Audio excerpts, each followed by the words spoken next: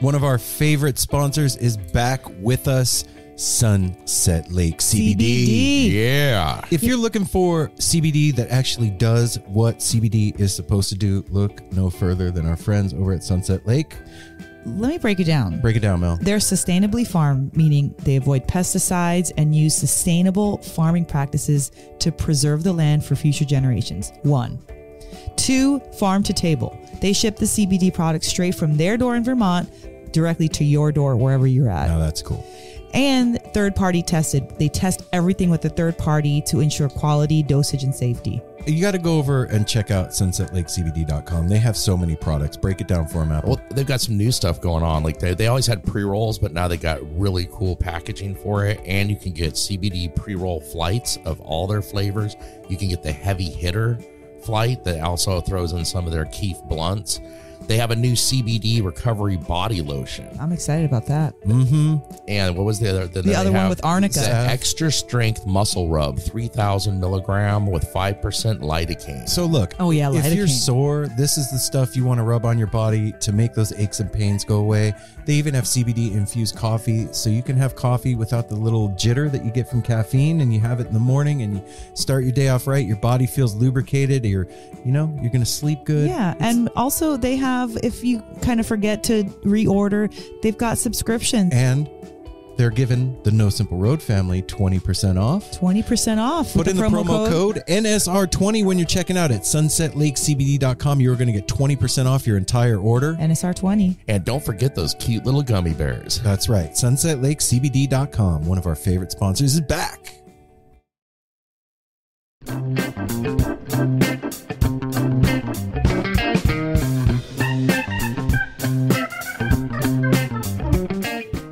Shop Tour Bus. Yeah. You know what they are? What are they? What is Our it? longest time What? her longest time sponsor. So, and they also are the internet's greatest provider of Grateful Dead inspired merchandise with songs told in picture. That's right. Yep. You can go to shoptourbus.com or at shoptourbus on Instagram and see what the hell I'm talking about.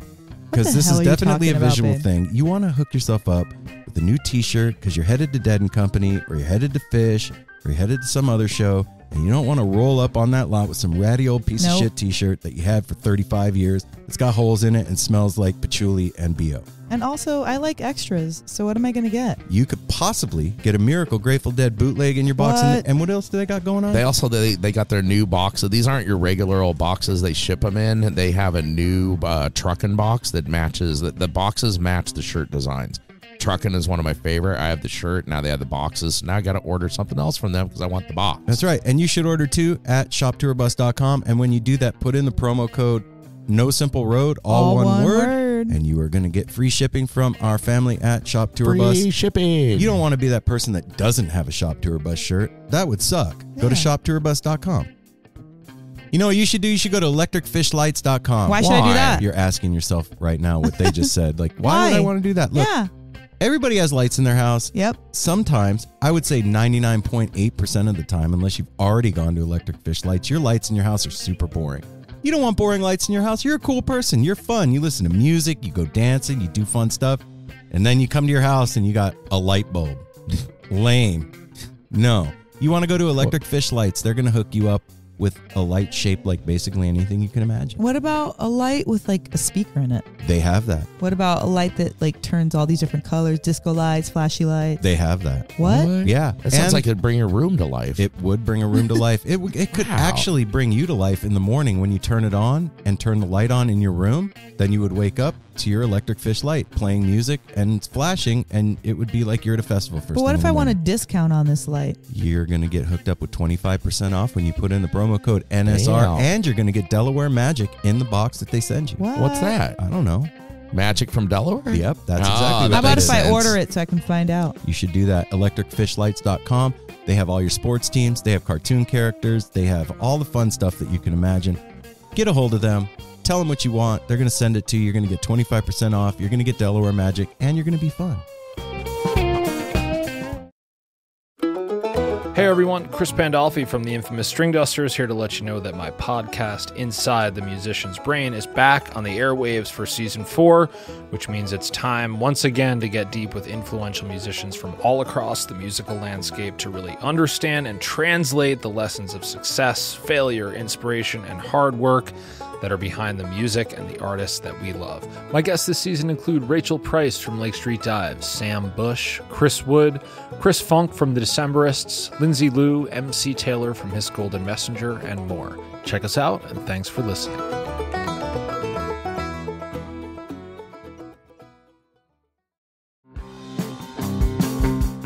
We're so excited to tell you a bit about today's sponsor, Music Masters Collective. They are a nonprofit organization that produces unique music events, providing opportunities for fans and artists to meet and collaborate in an inspired and creative atmosphere. Music Masters Collective events give you the opportunity to learn from world-class musicians like Otil Burbridge, Steve Earle, Richard Thompson, former members of the band, the Milk Carton Kids, Nikki Glaspie, the Fab Four, and Sean Colvin, and so many more. At an event like the Milk Carton Kids Sad Song Summer Camp happening this July, you can expect immersive classes, evenings of entertainment, excellent food, and a space for a lucky group of folks to learn, co-write, workshop, and perform with like-minded peers, all with the guidance of Kenneth Pattengale, Joey Ryan, and some of their favorite songwriters. This all-inclusive week in the Catskill Mountains of upstate New York is guaranteed to be magical. Scholarships are available and spots are extremely limited, so visit www.sadsongsummercamp.com/simple to learn more. That's www.sadsongsummercamp.com/simple. Check it out.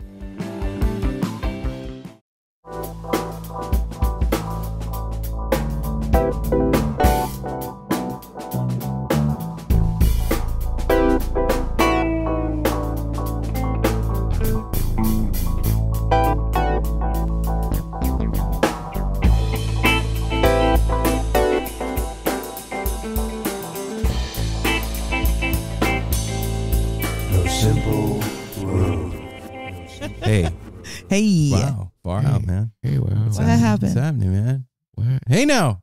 No Simple Road family. What's up, everybody? Whoa, this is Mel. And this is Apple. I had to look at him to say his name. Well, This is Aaron. You usually go first. You threw me off, man. Sorry, dude. Wow, I'm not we used have to that. we have special guests at the No Simple Road Mothership. Introduce yourselves to the folks, guys. Well, hello, I am Tiffany Yeah, you Ravert. Tiff Ravert. Some call me Tiff, but yes. And I am Ben Ravert. Hi, guys. Hey. And listeners of the show have probably heard it. You know, we have avid listeners that like Gushing hear about Ben everything. and Tiff. Yeah, you've heard us talk about Ben and Tiff and their amazing property, the Rhythm Grounds. And they are here tonight. They are joining us. You guys are going to see soon. They gifted us something for our studio that you're going to see on our next on recordings coming up. They brought us these incredible like Italian leather freaking chairs, 3 of them. Wait, So we're all set up. for all of you old heads out there, there was a sticker that used to go around a lot, and it was a skeleton sitting in a chair. It was a takeoff on the Maxell tape commercial where Yeah. the guy was getting blown back, but it was a skeleton sitting in the chair with a speaker in front of him and like roses coming out of the speaker, and the skeleton was getting blown back. These are the chairs from that sticker. Come to life. Yeah. Yeah. That's awesome. But That's even what more these are. comfortable. Yeah. Yeah, Yes. and what an honor to be doing our very first intro with the chairs with the people who gave them to us.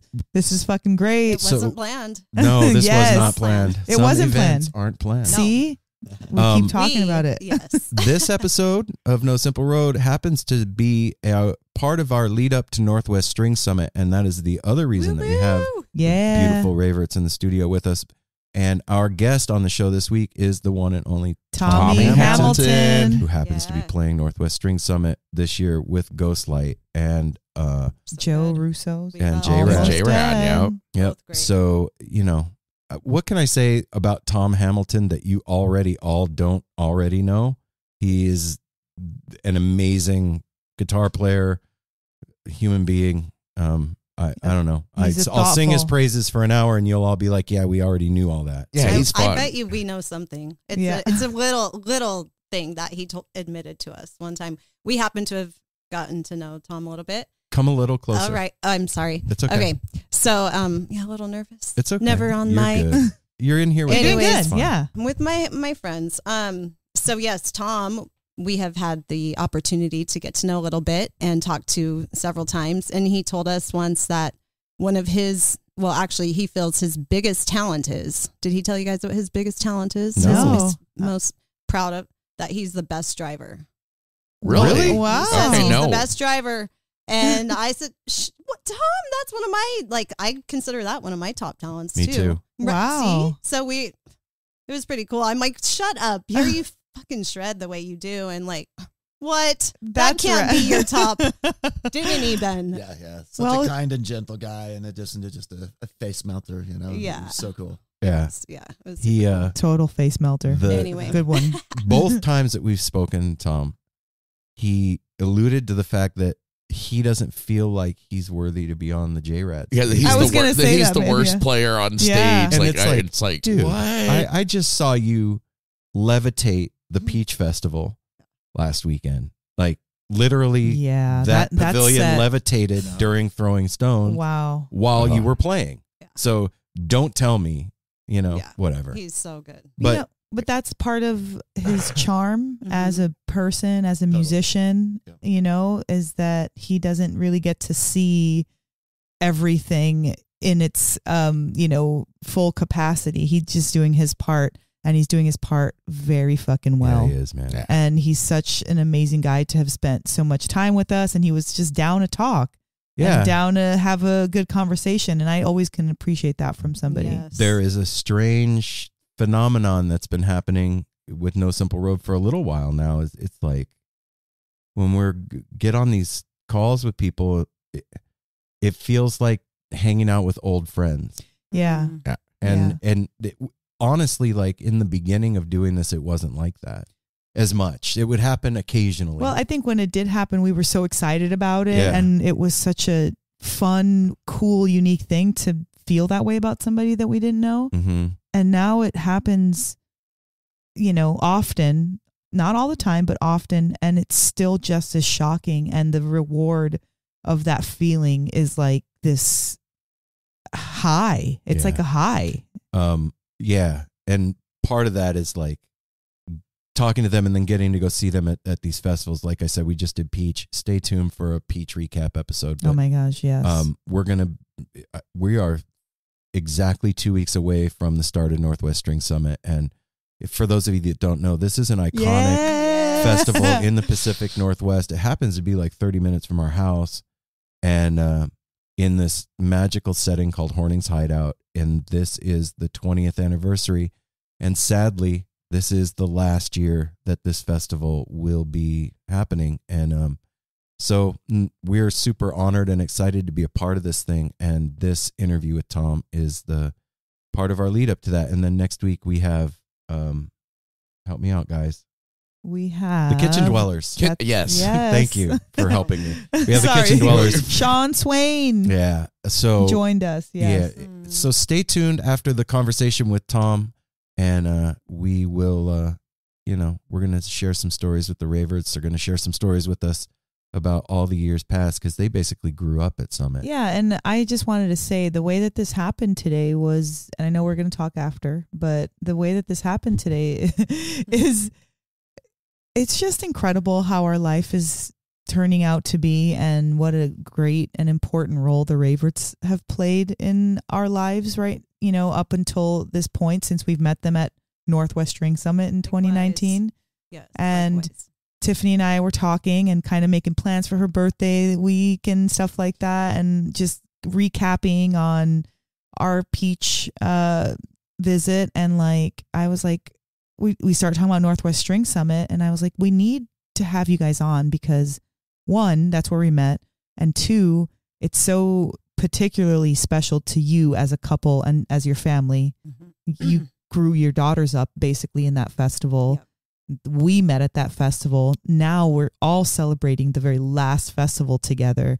And I couldn't think of a better way to have this lead in to Northwest String Summit than with you guys, because it makes perfect sense that we're now doing the last one together. Yeah. You So know, cool. Gonna be And awesome. we happen to want to bring the chairs today too. We came back Which to was- Ben and I yesterday, said let's bring them the chairs tomorrow. I'll call Mel. Sorry, get closer.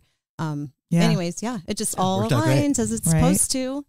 And everything's we right. actually, that's where we even met Everything's Tom, right. is at Northwest String Summit. was. Last thing about that, but yeah, that's where we met so look him at too. that. So Northwest String Summit. we met you is- guys there and him the same day, I believe. But- Same area. Oh, yeah. Almost. This is one of our favorite things to do too, because like Ben and Tiff are both like they're little uncomfortable and stiff sitting down, So getting funny. into.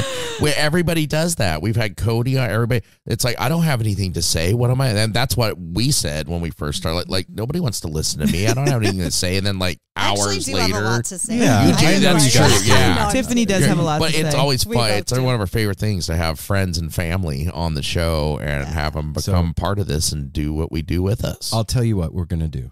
Do the business. We're gonna do the business so we can get everybody to the Tom Business. Hamilton interview, and then The four of us. Five of us. Five of us. Five Four of of us. us. the five of us are gonna take a 5-minute break and smoke a bowl, and then we're gonna come back in and do the outro. Oh, Yeah. Does that sound you know good? what? That sounds Darwin just love that. grumbled. But there's 6 of us. Yeah, that's Oh, what I was that's Darwin gonna got say. left out. Darwin is the mascot. Tiffany and did part of include this. him. That is Okay, true. thank I you, just I don't think I Tiff, spoke for into the Darwin. mic. I'm gonna work on that. Yeah, Yeah. it's all good. It's weird at first. It totally Very- is. Let's do the very business, and we'll All practice right. talking into the Follow All us on Instagram at No Simple Road. mic. And Twitter at No Simple Road. Remember, everybody, No Simple Road has a YouTube channel. That's if you're listening to the right. show and you haven't subscribed to the No Simple Road YouTube Do channel, it. please do it. There's cool stuff up there. All the live streams we did from Peach are up there, and you didn't know about it because you didn't subscribe and you didn't hit the bell icon. I subscribed. Yay. Okay, not you.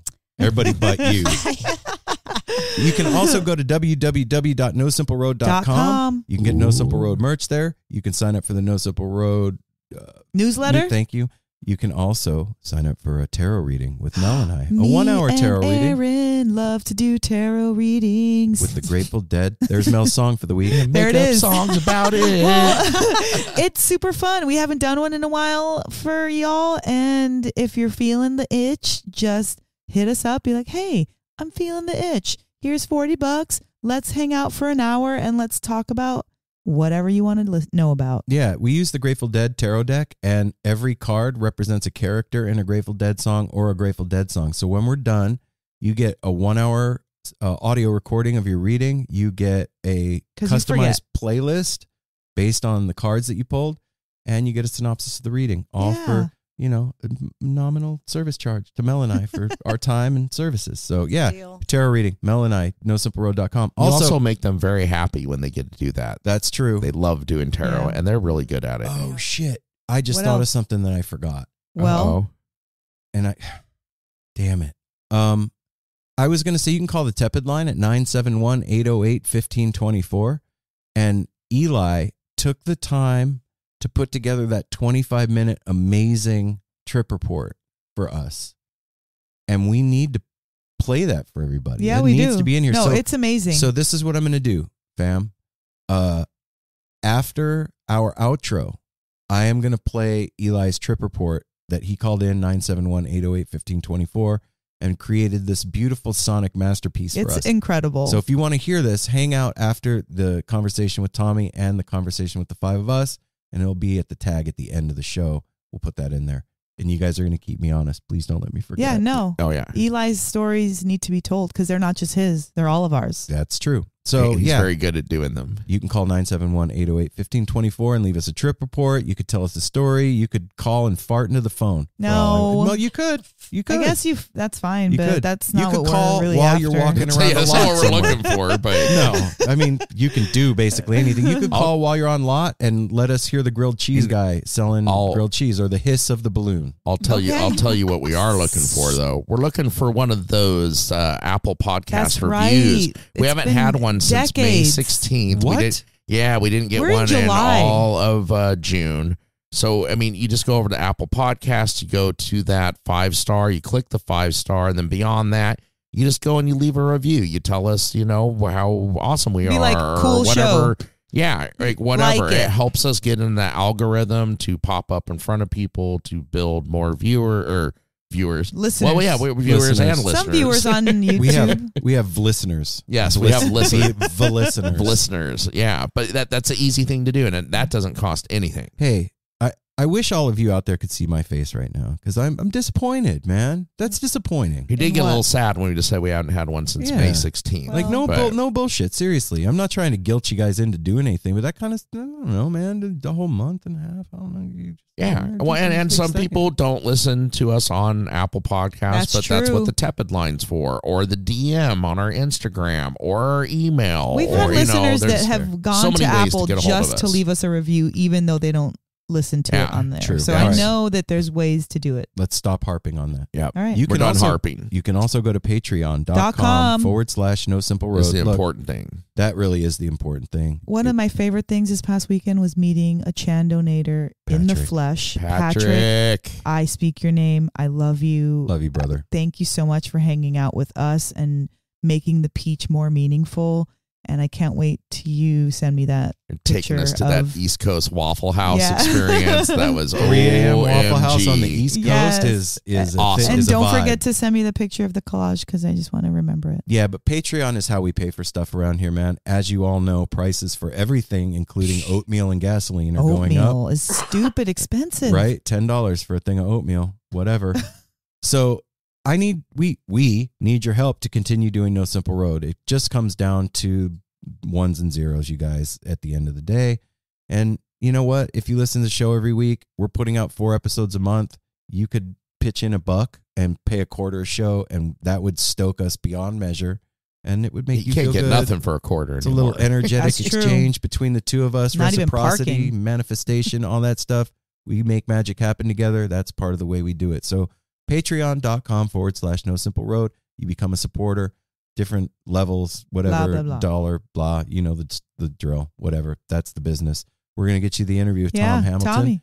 Tommy, thank you again for hanging out with us, man. We appreciate it. Thank you for sharing your talent and your amazing ability with all of us, and also for just being And for just being so a open. dude, yeah. Tommy is so open all the time about everything. We love that. Yep. So everybody, here we go. Remember, hang out afterwards to hear us and then Eli's thing and all that. Without further ado, the No Simple Road crew gives you Tommy Hamilton. Well done, everybody.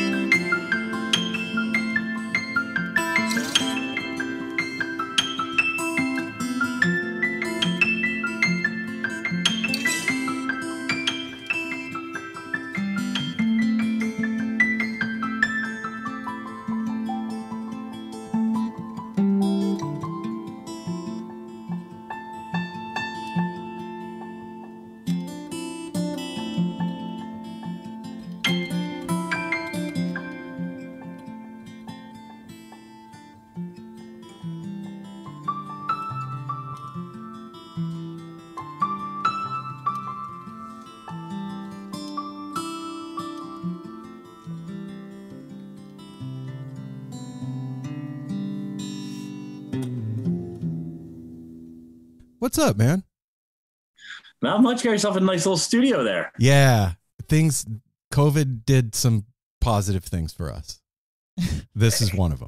Man, I agree. There were some definite upsides. Yeah. Tommy, I didn't get to meet you last time. Welcome, and thanks for coming back to the show. My name's Mel. Hello, Mel. Pleasure to meet you. And I'm always down to talk. Right on. I was listening to the first conversation earlier today, and there was a lot going on there, and that was all before the pandemic. So I'm curious to hear the other side now. Let's dig in, shall we? Well, I like this too. Mel joins us. Last time we were just on the patio, me and Aaron with Tommy, and there was no video. Nobody had embraced the Zoom world yet, like we did during the pandemic. Yeah, I forget that's one of the things that really blew up because of the old COVID. Yeah, man. The old COVID. It was a trip for us, man. Like having a live music podcast at the beginning of that. I mean, it's kind of the same as having a band at the beginning of that. Like really just going, how the fuck do we navigate this? You know what I mean? But like you and a lot of other people, we just kind of, okay, we're going to embrace this thing. And we were really lucky, man. Like a lot of musicians were bored at home and wanted to talk. So it worked out for us. Were you guys based out of? Portland, Oregon. Right. Okay. Yeah. Gotcha. Yeah, man. I mean, we adapt. That's what we do, right? I mean, that's for sure. Like it's just like a species. That's what we do. We adapt. So, Tommy, we are going to be together pretty soon at Peach. You're going to be performing with Lacuna at Peach. And the JRAD, yeah. Oh yeah, that too. Oh, yeah. We're focused on Lacuna right now. Yeah. Oh, that works for me. But yes, I will be there with Lacuna for sure. Holly and I will be there, and Mel and I were driving home from a friend's house last night, and like the drive is about a half-hour drive, like beautiful drive through the forest, like overhanging trees. It was the perfect soundtrack for that drive. And when we were talking about it this afternoon, I'm like, how is Lacuna gonna play? They got to put you on like late. They can't put you on at like 2 p.m. after like, you know what I mean? Exactly when they put us on. Really? Yeah. Your vibes are so like chill at the end of the night. Come play, Send come everybody enjoy. to camp. Dang, what can we do about this?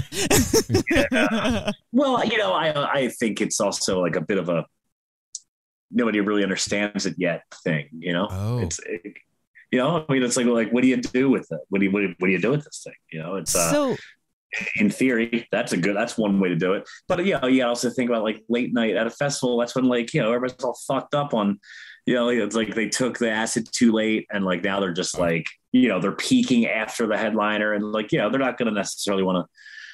Although I think listening to Lacuna on acid would be amazing. Yeah. Oh, yes. yeah. Come on. I feel like, I don't know. I mean, hey man, I agree with you. I think it would be a very cool, like late at night, like, even like in like those festivals, like what the fuck's that one that's in Michigan?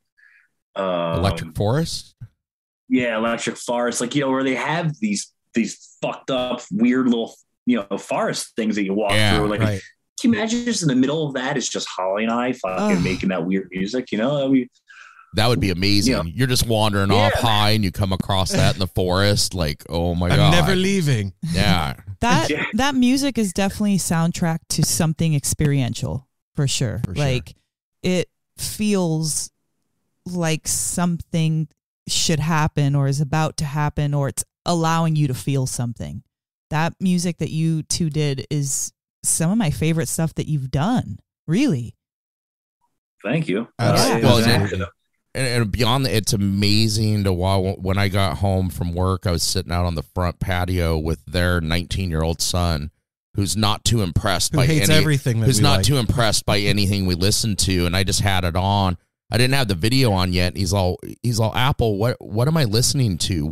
How many people is this? What are they playing? So I pulled up the video and he sat there for like 15 minutes with me because he's picking up a acoustic guitar and stuff.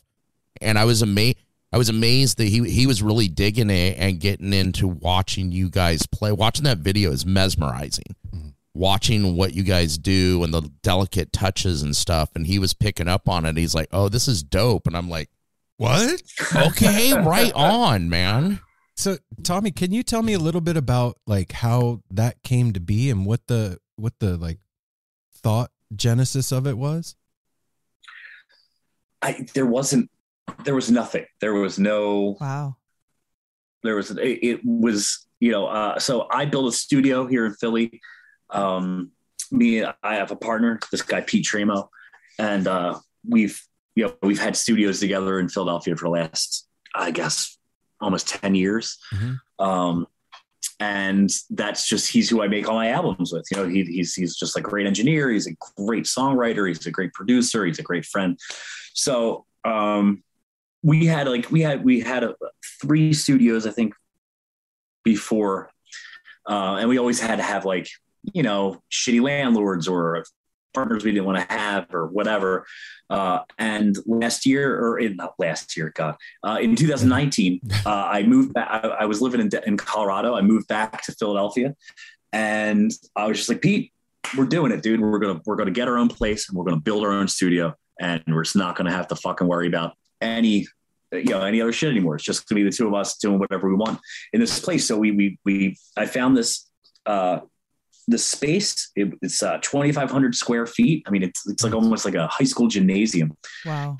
And Pete and I, from October of 19 until February of 2020, we built a studio with just me and him and a bunch of tools, and we built this fucking place, and we finished it right before COVID hit, thankfully.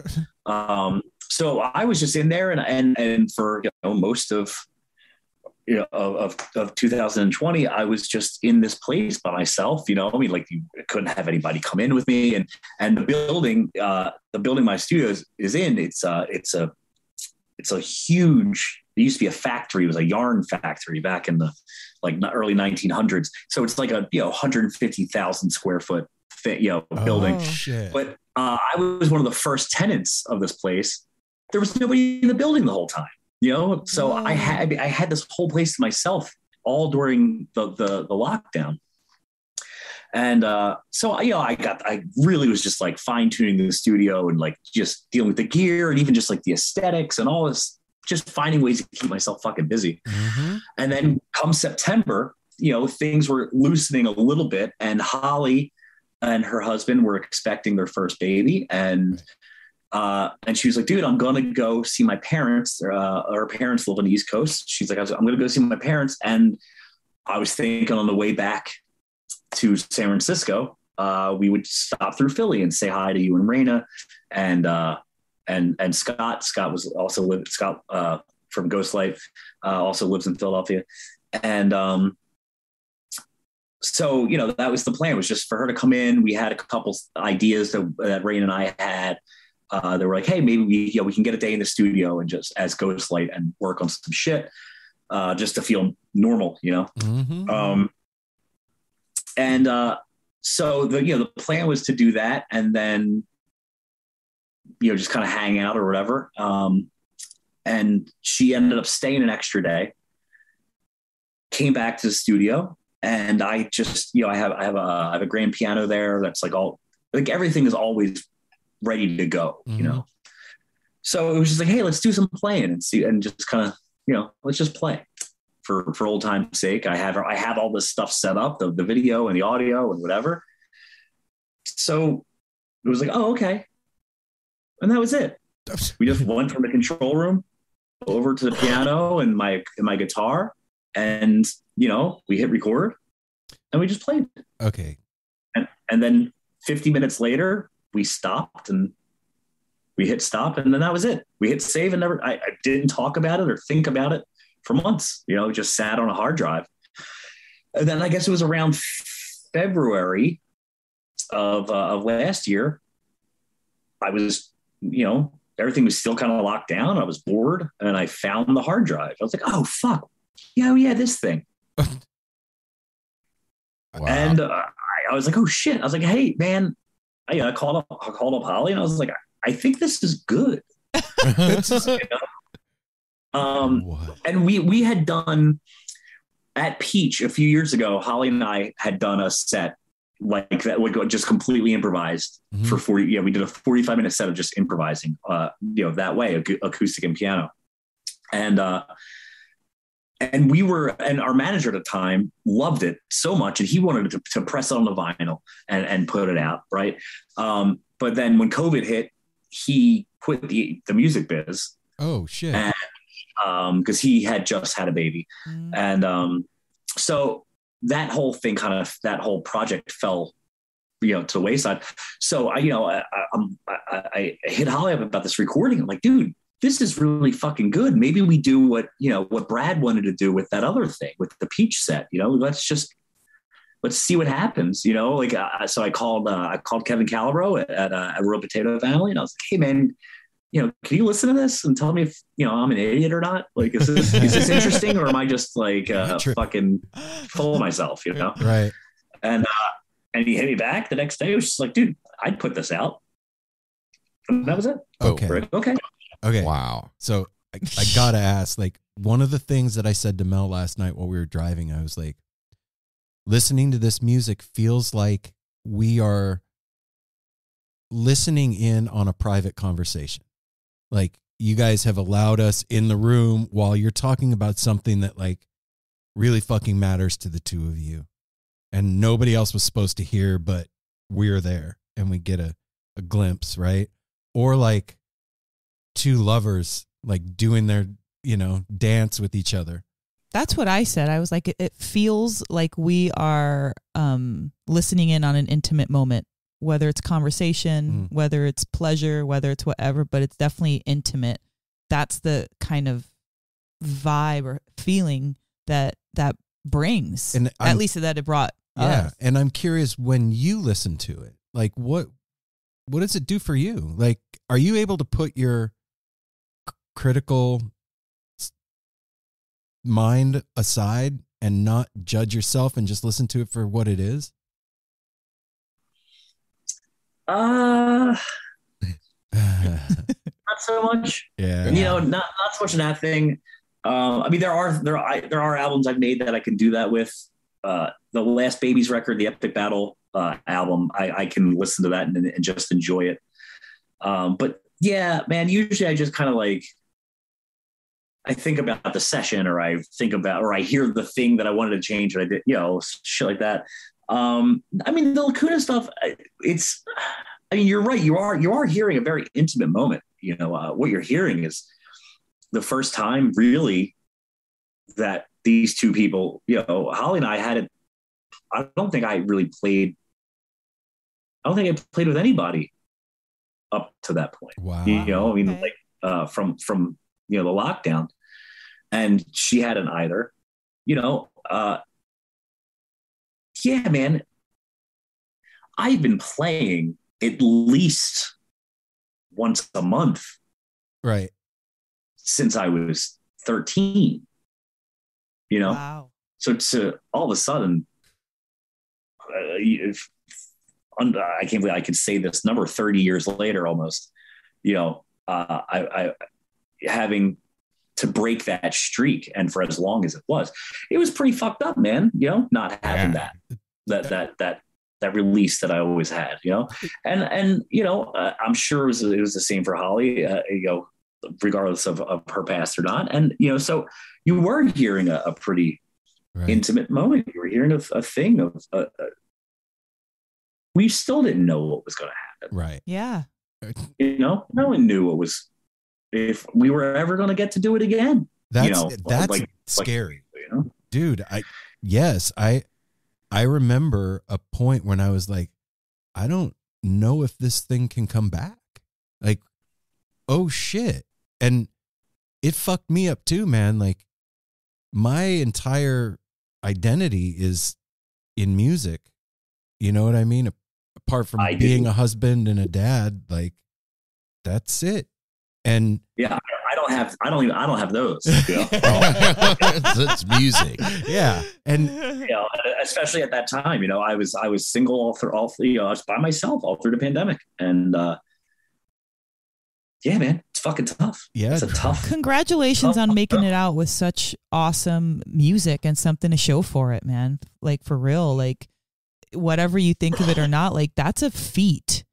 Being alone. No, you know, I'm not trying to like suck my own dick here, but you know, I am proud of myself that I did use the studio, you know, while I was locked away. You know, I mean, I ended up, you know, I did what I thought was a very interesting live stream. I did like a solo piano. so dope. Thing that was you know, I thought I really loved it and I really needed to do, you know, I mean, I got out a lot. I worked through a lot of shit on that thing emotionally, you know. And I put a new band together, this band More, Which we love. Yeah. We just listened to that on your Instagram. While we were setting up the studio, Oh my, that's what was on. I said cool. one of the things I love was Lacuna. The other one was More. That is freaking Amazing. amazing. Yeah, you know, and like For real. you know, I love all my children equally, but Yeah. man, More is a great fucking band. You know, that band. So the aside from the drummer, which is Scott, is the same drummer from Ghostlight. The other four guys in that band, that was my first band. Oh, really? We started playing together in 1998. Whoa. Oh shit. So, like, yeah, me and those three other guys, and that became a band called Brothers Past, which was my first you know, big band in the jam scene. But the original lineup of Brothers Past was me and these three dudes, and we had a different drummer at the time. And the last time we had all played music together was in April of 2000. Wow. Was the last time we played music together. And you know, and the lockdown and all that stuff. Right before COVID hit, the original drummer of that band hit me up, and he's like, "Hey man, I hear you built a studio. I'd love to come check it out." And he's like, "Dude, I have all these old cassettes from when we were kids. You know, like all these shows that we used to play." And he's like, "I'd love for you to have them at the studio, and you know, you could like digitize them or do whatever the fuck you do." And I was like, "Yeah, sure, man." You know, so I would start going through these cassette tapes of all these shows from 1997 up to 2000. Oh, how fun. Dang. And dude, it was fucking incredible. I mean, it was very good. It was for a very young dudes, you know. I mean, we were between 17 and 20, you know, or 21, I guess was the old, my brother was the oldest at 21, you know, like we were very young Kids. and writing very mature song. Like, you know, the songwriting was very advanced, you know, hearing it now, it's like, fuck. So I wanted to start playing those songs again. I was like, man, I missed these tunes. I hadn't heard these songs in 20 fucking years and I loved them, you know? So I reached out to the dudes. I was like, hey man, none of us are doing anything. You know, would you guys, you know, would everybody be cool to like maybe get tested and make sure we're all clear of COVID and come down to the studio and see what happens. You know, Nick, our original drummer, who, you know, great guy. I love him. But, you know, he was the only guy of the five of us that didn't really keep playing since we were young, you know? So it was like, all right, well, who the fuck are we going to get for a drummer? And at the time, Scotty Zwang from Ghostlight had broken up with his girlfriend and was living in this room. This is my guest room in my house. Oh shit! He was living in this room, and I was just like, "Well, dude," I was like, "You know, I got a drummer. You know, he lives in my house. We can just have Scott. You know, he'll learn the material." And man, we got together, and it was crazy. It was fucked up. It had been 2 goddamn decades since we had played together, and it was instant, like seamless. That was going to be the question. Yeah, man. Like would wonder if after all that time it would click. It really did, man. And it was, but like, you know, these were the dudes that that I learned how to improvise Yeah. with. You know, like we would lock ourselves in a basement for days and just improvise and come up with just different like games to play to learn how to be better at it, and like just exercises. And I mean, like we took it very seriously. We were really into, like when we first started, obviously we're kids, and we were just playing Dead covers and Allman Brothers songs and whatever. Fish was, this is 96, 97. Okay. Fish is fucking blazing into our lives.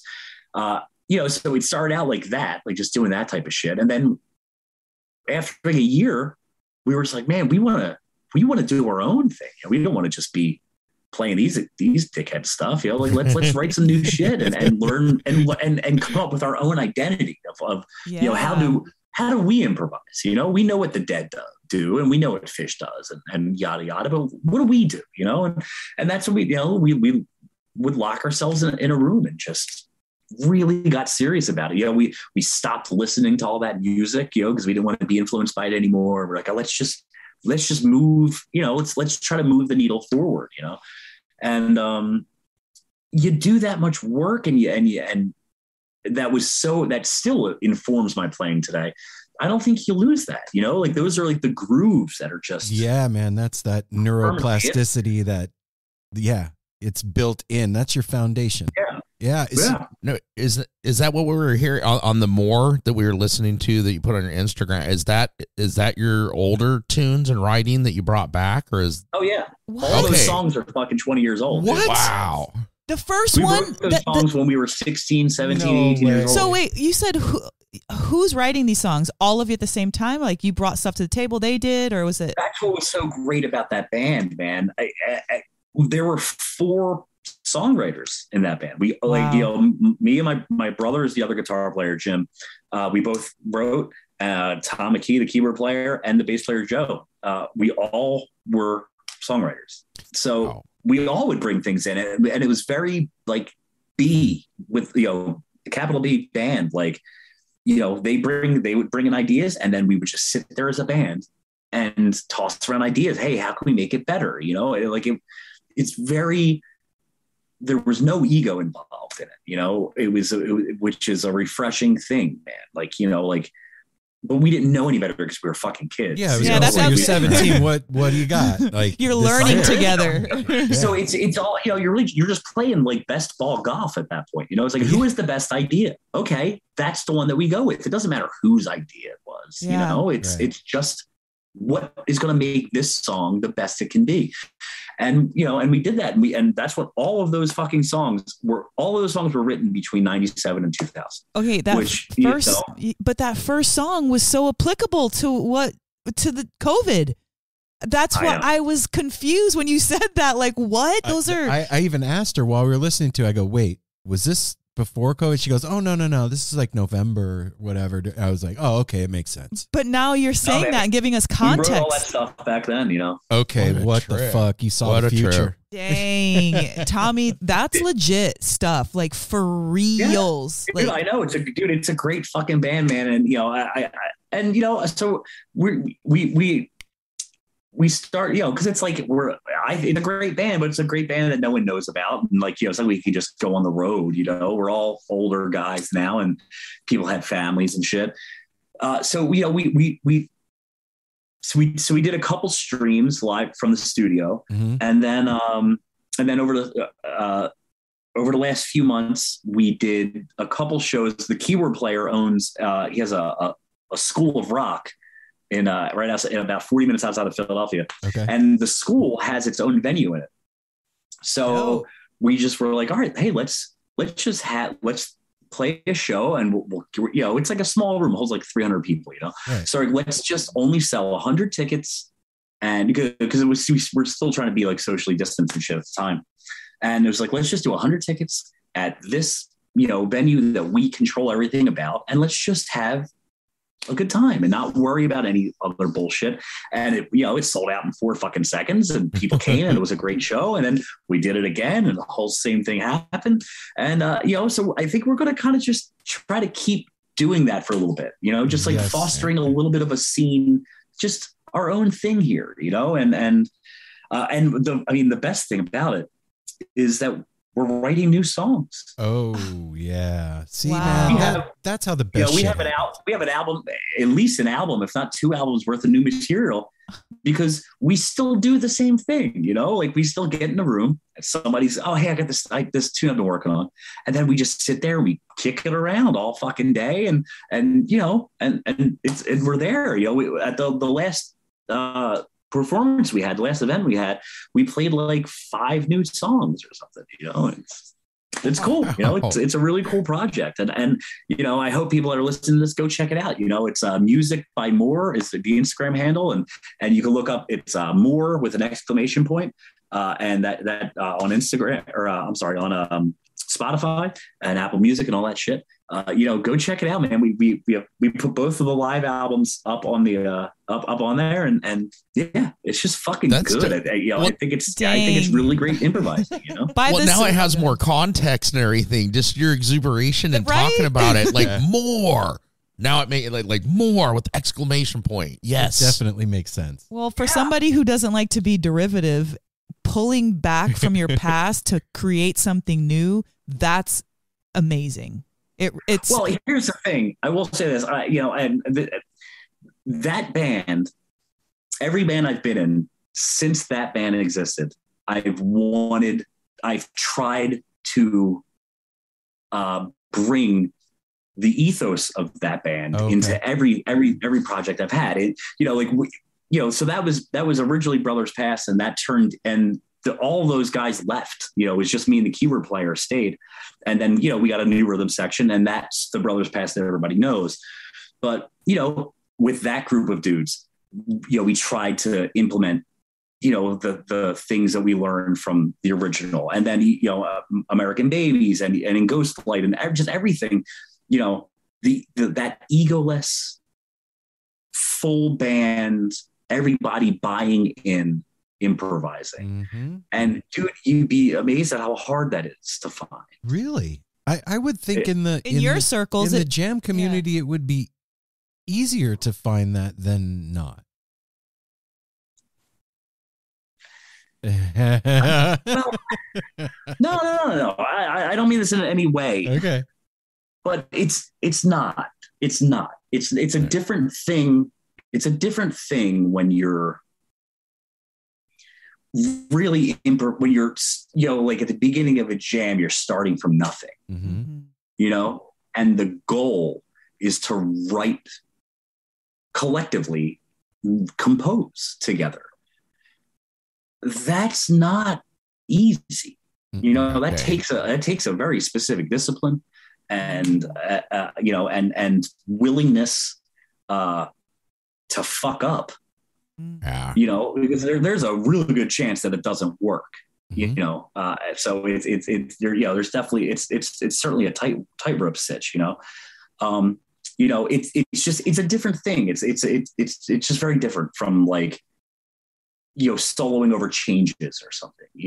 Where so it's like, hey, the band's going to play the form of the song and a soloist is going to play over that, and then we'll switch it over to somebody, and then the sax will take it, and then the keys will, that's a different thing. And that is, that's its own form of improvising or whatever.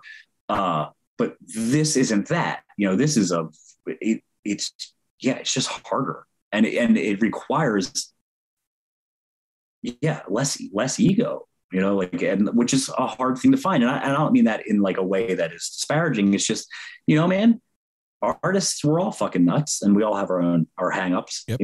So it's not as easy as one would think. Right. It's easy. And I always, and throughout my whole career, I've always said to like my friends and people just like my inner circle that like I always believed that if the band that is More now, if that band had never broken up, I truly think that we'd be one of the biggest bands. I think we'd be playing arenas right now. Because we improvised really great, and we had 4 songwriters and 5 singers, and there's not a lot of bands like that. Dude, if that's the material that you came up with at 17, I got to agree with you. like, and I'm not blowing smoke Yeah. up your ass. Like, yeah, of course that makes sense. And to have that foundation laid for you at such an early, like, those years are define us when we get older, and we don't fucking realize it. When we're kids, we're stupid and we're just doing shit to do it because we like it or whatever. But to have that foundation and be able to carry that forward with you is a immeasurable gift, man. That's huge. Dude, you know, I couldn't agree more. You know, I owe those guys a whole bunch. You know? Why did you break up in the beginning? I'm sorry? Why did you break up in the first band? You know, man, Just stuff. Because we were kids, because we were young, Yeah. and they were fucking stupid. You know, I mean, like, you know, my older brother, I think he definitely could party with the best of them. Mm-hmm. You know, Yep. and I think that scared him a little bit. Yeah. You know, and you know, I don't know. He was older than us. You know, he's 4.5 years older than me. And you know, I think at the time, I was 21, so that means he was 25. And, you know, I think he just freaked out. And, you know, he ended up joining the police department and the army. Oh, wow. Simultaneously. Wow. And, you know, the bass player and the drummer, I don't think we didn't do heavy touring yet. You know, we were still a regional band. You know, we played really just, you know, from New York to, say, Baltimore. You know, I think the furthest west we had gone was like Ohio or some shit. You know, it's like we were really road dogging it. Yeah. But we did, you know, but we were away every weekend, you know, type of thing.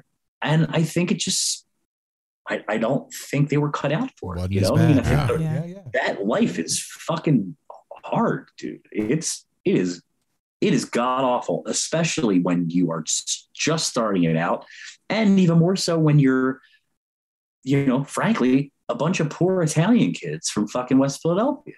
You know, we didn't have the benefit that a lot of bands did of like coming from the affluent families, Right. that were able to just bankroll it. You know, I mean, that's what a lot of bands are, you know, come from. And we didn't have that, man. And yeah, it just became a thing where the drummer and bass player and my brother, the other guitarist, just were just like, dude, we don't see ourselves living this fucking life, you know. And then that was that, you know, and then, you know, me and Tom McKee, the keyboard player, we were like, well, we both wanted to keep going. You know, I mean, we were really the driving force. You know, we were the two guys that were really pushing the whole thing. And, so we were like, all right, well, let's just keep the name and we'll get a new rhythm section and we'll move into this next chapter. And that band, hey man, you know, that we did good things. We made a really special studio record called This Feeling's Called Goodbye that at the time, you know, I think really meant something to people, which is really all you can fucking ask for. Right. Yeah.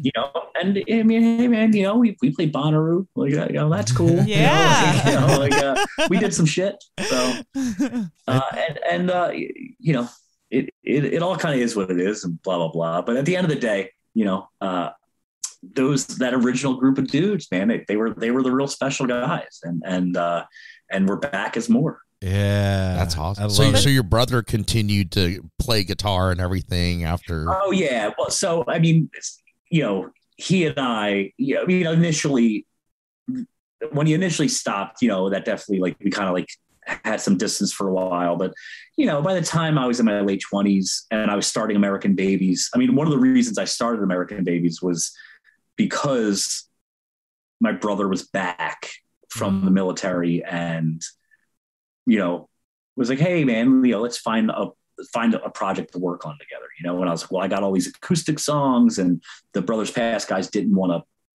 play acoustic music, you know? And I was like, well, you know, how about we do this thing? So, you know, yeah, we probably took 5 or 6 years away from each other, but after that we kind of just came back and yeah, he played bass in the Babies for a while and we would, you know, anything we could find a reason to play together, you know, we always did. And, you know, still do. You know, I mean, and then he ended up going to Afghanistan and whatever. But like, you know, it all kind of, whenever he's around, we always found reasons. You know? That's cool to be able to have that with your family. And, you know, man, like I'm wondering, you know, after 20 years of not hearing or playing that music and then bringing it back and having it just click like that is a gift. But before the pandemic, JRAD was on a tear. You guys were a juggernaut, and that thing was moving at 1,000 miles an hour, man. And when you guys came back after, was it that kind of effortless for you to all play together again? Was that same thing happening with JRAD? Yeah. Yeah. You know, I think, well, you know, we did a stream thing in the middle of the lockdown, where we played at the Cap, the Capitol Theater, and there was like nobody there. We just, you know, it was just like a thing to do. That was kind of weird and difficult, you know, I can imagine. Emotionally, and you know, just like, yeah, you know, it was weird.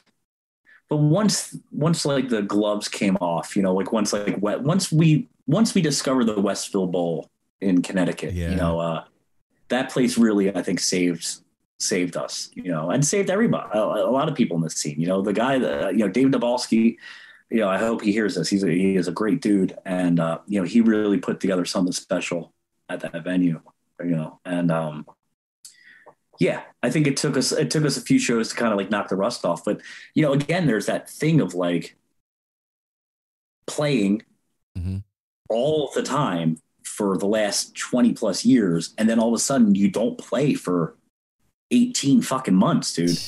I mean, like, I'd say I'm probably still only 85% back. At really? This point. You know, yeah, my hands still feel like dog shit a lot of the time. And, you know, like, you know, I mean, like, it's atrophy, man, you know, I can play at home all you want. Yeah. That's not playing a gig. You know, that's not playing a show. That's not playing a show when you got to follow Joe Russo around, you know, and fucking Marco, you know what I mean? Like, you know, standing between those two fucking guys, dude, you know, like, so, you know, doing whatever the fuck I was doing at home, even playing, you know, with more here and there, you know, at the studio, that's not, you know, 4 night runs with JRAD and then 6 weeks with Ghostlight, you know, like, you know, that's a lot of fucking playing, dude. That's how you keep yourself in fighting shape, you know? So yeah, man, I'm still finding my way back from it, you know? And I think we're getting close, you know? I mean, I think we had a great run of shows this past week in Colorado, and I thought we had some pretty inspired playing, you know? Yeah, Red Rocks is an inspiring place. Yeah, for sure. I mean, and the place in Vail too. We did 2 nights in Vail at this place called the Gerald Ford Amphitheater, and it's a really fucking beautiful spot, man. You know, it's yeah, it does it. It does the trick. You know, it's like you just getting there. You're like, oh shit, man! I can't believe this is like. Some people would consider this work. You know, right. And you know, yeah. So it was definitely cool. You know, and I feel like I feel like we're coming back and getting our feet back under us. You know, it's been hard for everybody, man. You know, I mean, unless you were Billy Strings or fucking Goose, you know, like, I mean, like, you know, they're the only 2 bands that didn't stop playing, you know, I mean, they managed to just keep going the whole time. Dude, you know, Goose did that bingo tour and they fucking exploded, man. Like that. I'm sorry, what was that? They Goose did the bingo thing and then that did it, man. Like they start seeing them everywhere. They blew up. And you're right. Those 2, they didn't stop. But you know, we talked to Billy in the middle of everything when everything was going down, and you know he's a pretty down to earth guy, and Strings, and he's the best, and he was great. He was having, you know, a tough go of it. So I'm just curious now that we're like kind of on the other side of things and we're playing again and shows are happening. How's your head, Tommy? You doing okay? Yeah. Oh, dude. I mean, we said at the top here. You mentioned the studio, be some good things coming out of COVID. Right. And I will preface this by saying that I am very aware that for a lot of people, it was fucking horrid and it was terrible. And I am not, saying anything that is insensitive to that. I'm fully aware. But in my world, it was a blessing. Aww. It really was. I've never had that much time off the road, since I was a child. And I don't mean like 17. I mean like 12. I would have never taken that time. I would have never taken that time for myself. I'm definitely I was a really bad workaholic. I have crippling anxiety problems and I certainly suffer from depression. And the way that I deal with it is by working. I work all the time. That's Teddy Roosevelt would always say, stay active, stay sane, Right. And that guy was a fucking lunatic. But and that was just my thing, man. I would just work. I would just find more bands to play with or more albums to make or whatever I had to do. I would build a studio with my own fucking hands instead of hiring a contractor because I'm a fucking idiot. Your hands are precious, man. You can't be fucking around. But being forced to take that time, it was really good for me. I was coming out of a really, really fucked up relationship. That was just dangerous in a lot of ways. And yeah, man, I had to just deal with my shit. Wow. Yeah. And that's what I did. I really focused on it. I focused on myself and I would eat mushrooms every day and just like look in the fucking mirror and just like, hey, you and me, we're going to figure this out. Wow. And, I figured some shit out. Oh man, Dang. congratulations, brother. That's fucking cool. And you know what, man? Like we didn't get to see you when we spoke last, but I don't know, man. After you do this for a while and talk to people, you can feel their vibe when you speak to them, and you feel happier, man. Your voice is different. Your face is different. Like it's just different, and it's cool, man. I'm fucking really happy for you, brother. That's cool, man. And it just goes to show, like, for anybody that's listening, you can have like all the success in the world and you still deal with shit. We all deal with shit. We got fucking demons under our bed. Everybody. Absolutely. Yeah. I think there's just managing expectation. I think it's a real thing. I shit sucks sometimes. Yeah. Yes. Yeah, it does. I've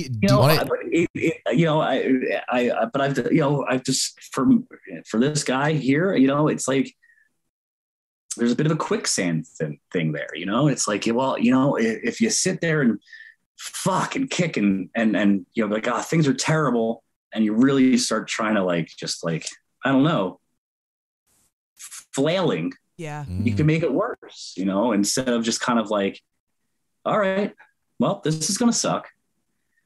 Let's just let it do what it's going to do. And face it. Yeah.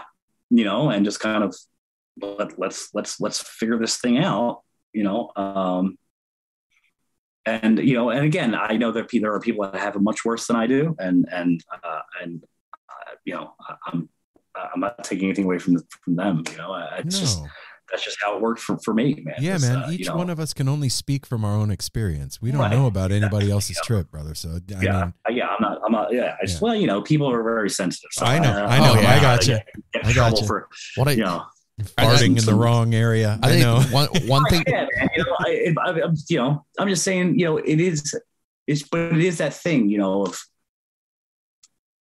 it. There's ebb and flow, you know, in life, man. And like, you know, as shitty as things are for whoever, it can get better, you know?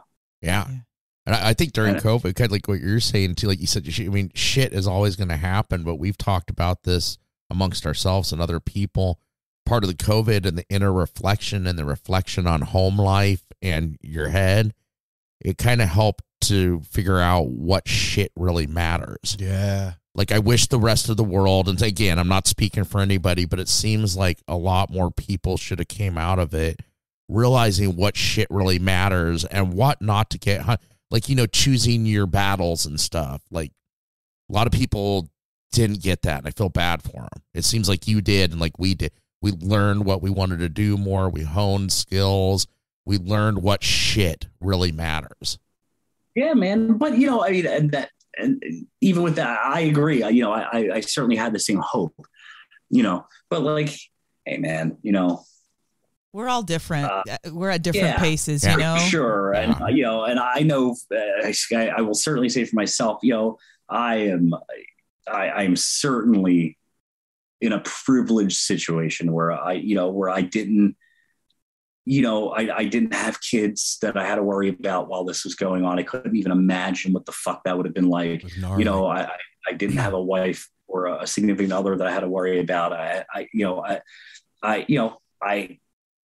have, you know, I do have a mortgage and a studio, but, you know, I was able to find ways to not lose that, you know, I'm very, very, very lucky. And I know that, you know, and you know, so most people aren't as lucky. And I'm sure, you know, it's hard to come out of something like this with perspective if the whole time you were fucking white knuckling, you know? Yes. Well, you know, that's a really good point, Tommy, because like you said, you had an actual opportunity to kind of go away from your home to feel creative and to work on your lyrics and yourself and do your freaking mirror checks and all that stuff. And people that didn't have that opportunity. And so, yeah, they're still feeling like, fuck you at the stoplight instead of like, it's okay, go ahead. You know, I totally understand where you're coming from in the fact of trying to be sensitive. And I can appreciate that. Because it's like, I mean, we collectively, we've been robbed of almost 2 years of our lives. I just said that today. Well, you know, you were talking about like having kids and stuff. Like 2020 was our son's senior year, and we were literally buying a suit and prom dresses for him to go with his girl. Like that's when everything shut down. And yeah, man, for us, when we moved from Vegas to Portland at the beginning of his 9th grade year, so he was already pissed at us. That is a culture shock. Yeah. Yes, you are not wrong.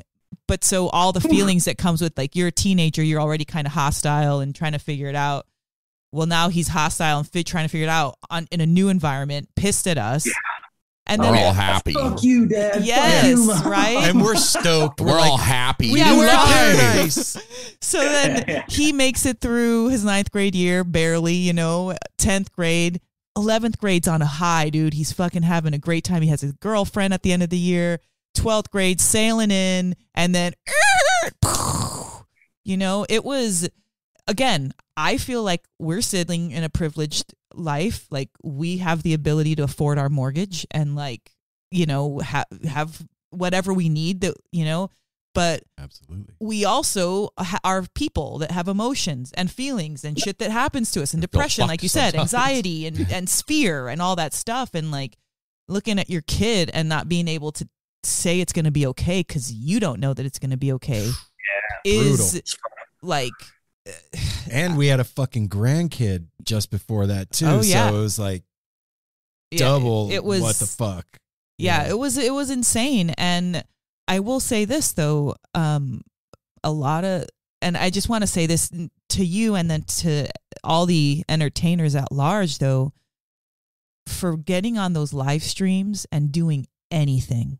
I don't care what it was, freaking bingo, like tic-tac-toe, Rochambeau, whatever you want to do. Like it was such a it's like what entertainment always is. It's like an escape from your life. Like, let me just go have this Friday night. That was another level though. And it just really underscored to me the importance of entertainment, that we think it's a luxury or that it's a kind of like an item that you get to do after all your work is done. But like it underscored how important it was as a part of life, not as an adage, you know? I just want, like I said, I just want to say thank you for that, for doing the freaking live streams, whether you killed it or not, doesn't matter. Like you did it and we saw another face and somebody that we enjoyed seeing their music, and now you're creating anything. It was freaking amazing, for real. Yeah, man. Well, you know, what else you got to do?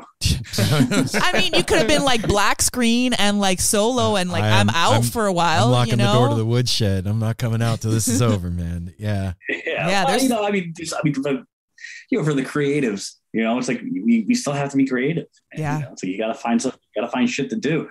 You know, it's a vocation. You know, Yes. it's not.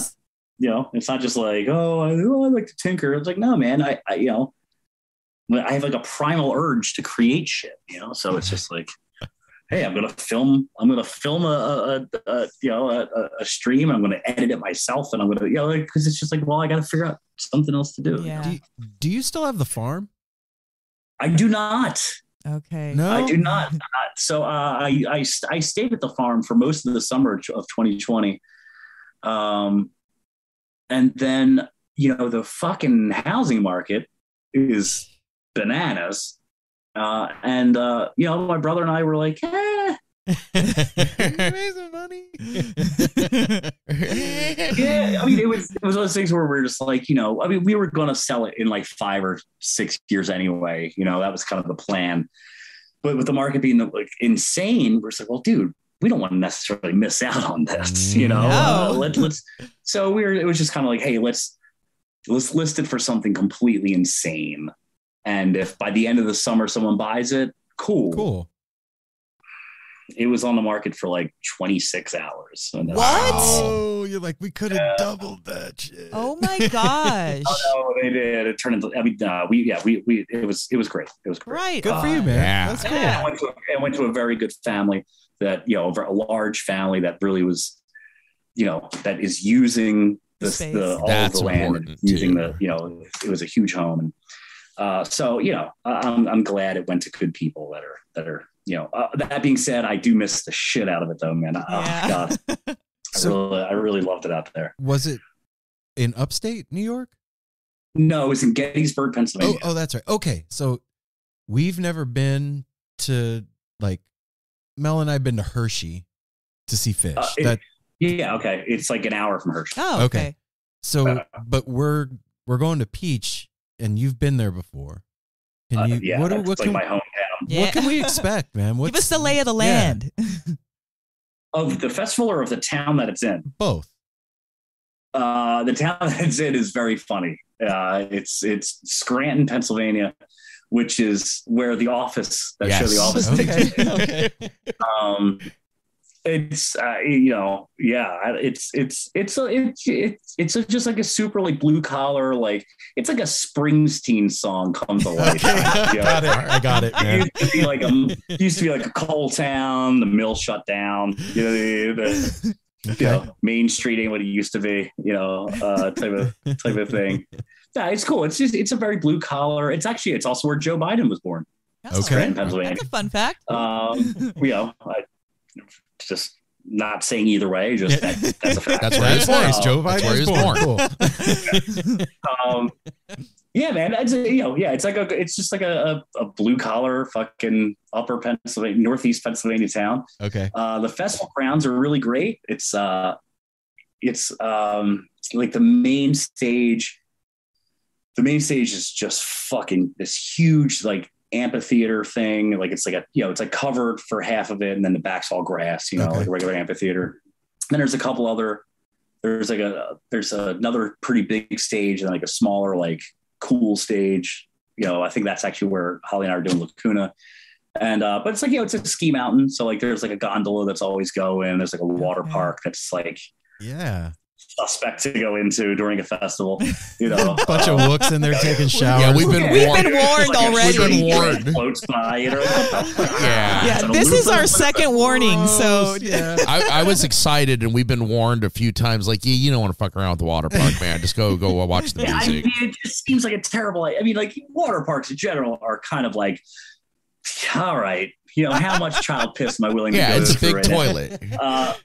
But you add in the look factor, and it's just like, okay, how much MDMA laced piss am I willing to go through? Like just standing in there, you're I like, feel high. Why I didn't even do anything? What the fuck, man? Yeah, we actually got invited by Live Nation to come out and podcast live from there. Oh, so we're great. podcasting from the lodge, I guess.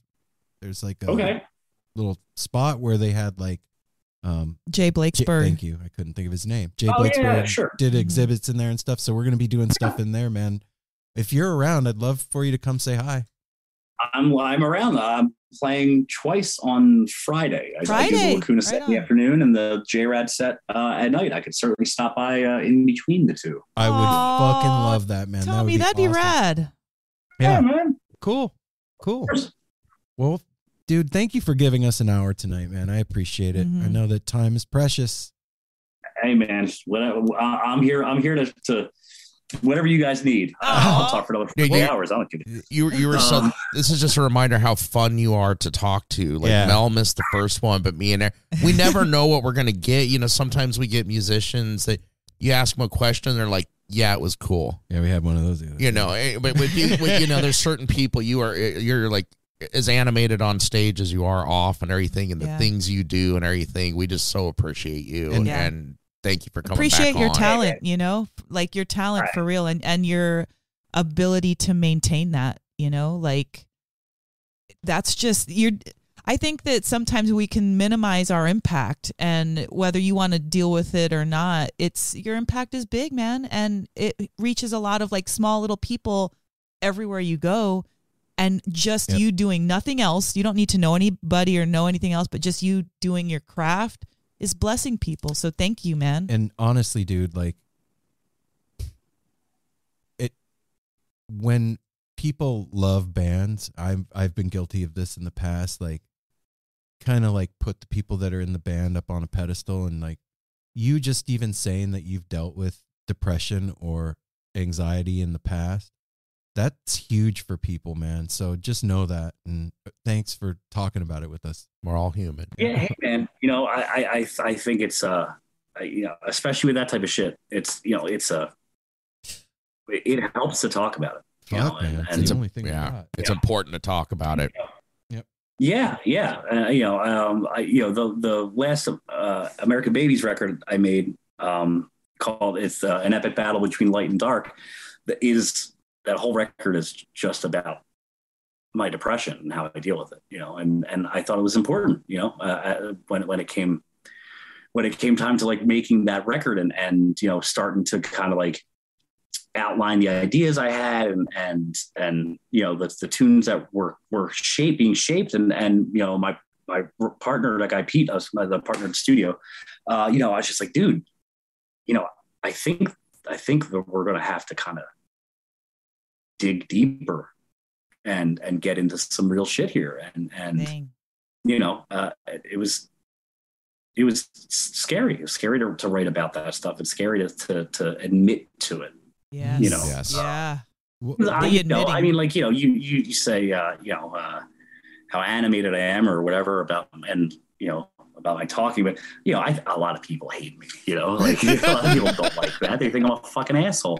And that's fine, but it's all just, I'm just like a jittery dude that like, it's because I deal with what I deal with. And this is just like the byproduct of it, and when it came to writing about it and just kind of being like, hey, this is what's going on behind, the what you see, manic dude you see. It was scary, but it also, the reaction from it was a lot of people being like, hey, I also have this problem and thanks for talking about it and shit. And, I had an uncle that took his own life like a couple of years before I made that record. And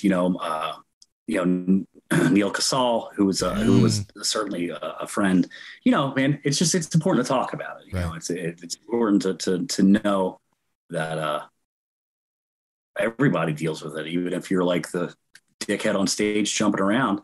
That guy still has his, has those moments where he doesn't leave his house for 3 weeks and can't talk to people because of crippling anxiety and depression. So it's important to talk about it. Yeah, and talking about it is important. I think we've learned with some people passing and said it's important to ask people. A lot of people don't get asked, or like that passing, are you okay? Yeah, I'm okay, bro.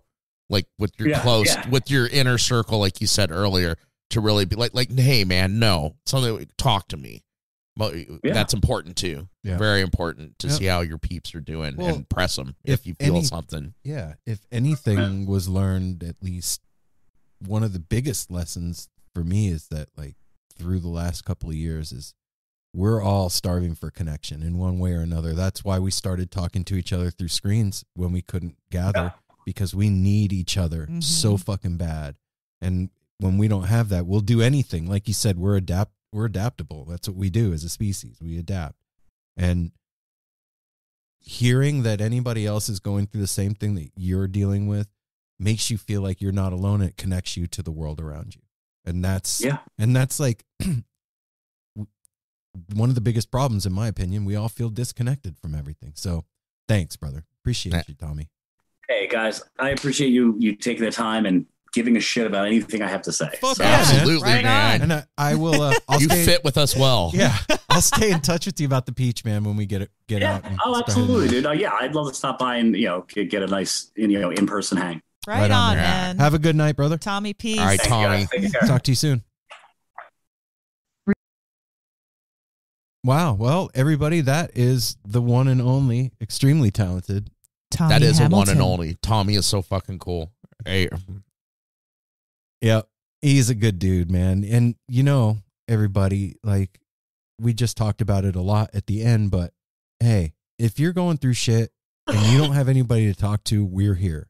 Yeah. And I'm not just saying that. That's not some like podcast fucking host bullshit. Like, hit me up at nosimpleroad@gmail.com. Go hit No Simple Road up in the DM on Instagram. I promise you that I will respond. And that's the best thing to put out there. If you think we're full of shit, try it. Test me. No, Aaron's done it in the past for countless people. Well, whatever. But I'm just saying it's a thing that is you're saying it now, but it's been going on. Like this is something we're doing this thing because we love people and we want to be connected. Like we were just saying at the end of this with Tommy, it's very important. We all need connection. So if you're feeling disconnected, connect. Yeah, and also, I realized something over the past couple of years too. When I'm one of like the warning signs of me being depressed, because a lot of times when one is depressed, or at least myself, when I'm depressed, I don't realize it. It sneaks up on me. Do you know what I mean by that? Yeah. Like so there's warning signs for me that I've come to get to know. One of it is I stop listening to music. I won't put it on. And like you don't want to make yourself feel better. Like subconsciously. Or I don't want anything to make me feel anything because I'm not feeling good. Do you know what I mean by that? And so you got to learn to recognize those warning signs with yourself, whatever they are, and get in front of them when it happens.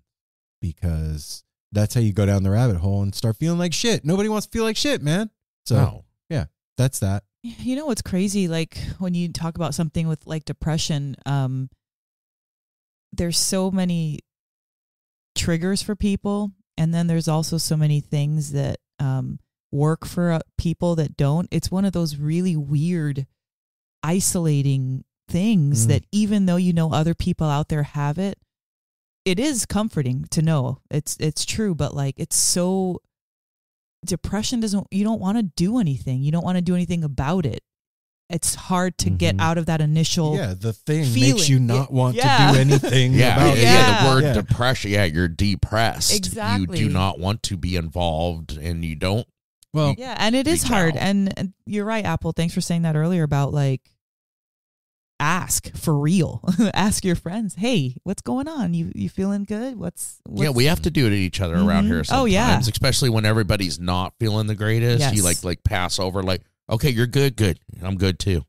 But we sense it with each other, and then it comes up like, no, come on, man. Something's up. I can tell. I've known you a long time. We could smell each other's phone from a mile away around here. It's for sure. But you know what, man? I think we've all had enough of funk. And it's festival season, and we are getting ready to go to Peach, and I would love it if you all would come along with us. So get your tickets to Peach and come say hi to us while we're podcasting from the lodge. And we're going to be giving away a pair of tickets. So stay tuned for that to Instagram. Stay tuned to Instagram for that. So we're gonna talk more. We're not gonna leave you guys hanging. We'll be back in just a second. We're gonna do a wait. What are we doing? How do you say it? This is a word from our sponsor by us. Is that right? Yeah, that works. Okay. A word from our sponsor by a word from us about our sponsor. There it is. Here it is. Yeah, you just said it like Yoda. You kind of said it backwards. Commercials there are. Commercials are you listen? Listen, you will. Oh, shit. All right. Peace. Well, yeah, this is us doing a commercial after that. Is it? Right. Yeah, It's a listen, commercial? you will. I don't know what we were talking about. I don't know, but Yoda showed up and sounded like. but you know what that's else we dope. should do? What? We should go to Define Premium Cannabis Why? because they have the best smokables, dabbables, vapables, topicals, rubbables, any a bowl that you want. They've got it at Bathables. Define. And What? Apple works there, so you can go visit I do. Apple. I'm at the Hillsboro. We have 2 locations. One in Hillsboro, one in Forest Grove. You come in, you tell us, I am a listener to No Simple Road. We're going to give you a 10% discount on your purchase. And a We're free going to throw in a t-shirt. free T-shirt. You wear that T-shirt back. That's an extra 5% stacked on top of your 10%. You're already going to get 15% every other time you That's come right. back in. Make me do math. Yeah, so make sure you come out. The one thing we do, we take our time with you to get you suited to what you need and out the door and on your way to happiness and healthiness. So come out to Define Premium Cannabis and get yourself set up. What is a city without its music? The legacy of the New York Philharmonic is incredible. Nearly 2 centuries of history. That's a lot of music and a lot of stories. I was sitting on stage for the very first time thinking, I can't quite believe this is happening. Join me, Jamie Bernstein, as we explore the history of the New York Philharmonic. It's the NY Phil story made in New York, a podcast about a city, its people, and their orchestra. Listen wherever you get podcasts. At least a hat. At least. In the back. Bring that scarf. Get the Do not be socks. shy. Wow. Socks Welcome are back. socks. Boom. You made it all the way through the interview, and here gosh. you are on the back end chilling with us. Dang. We have Tommy, I just want to say that I caught your set with Raina at the Peach.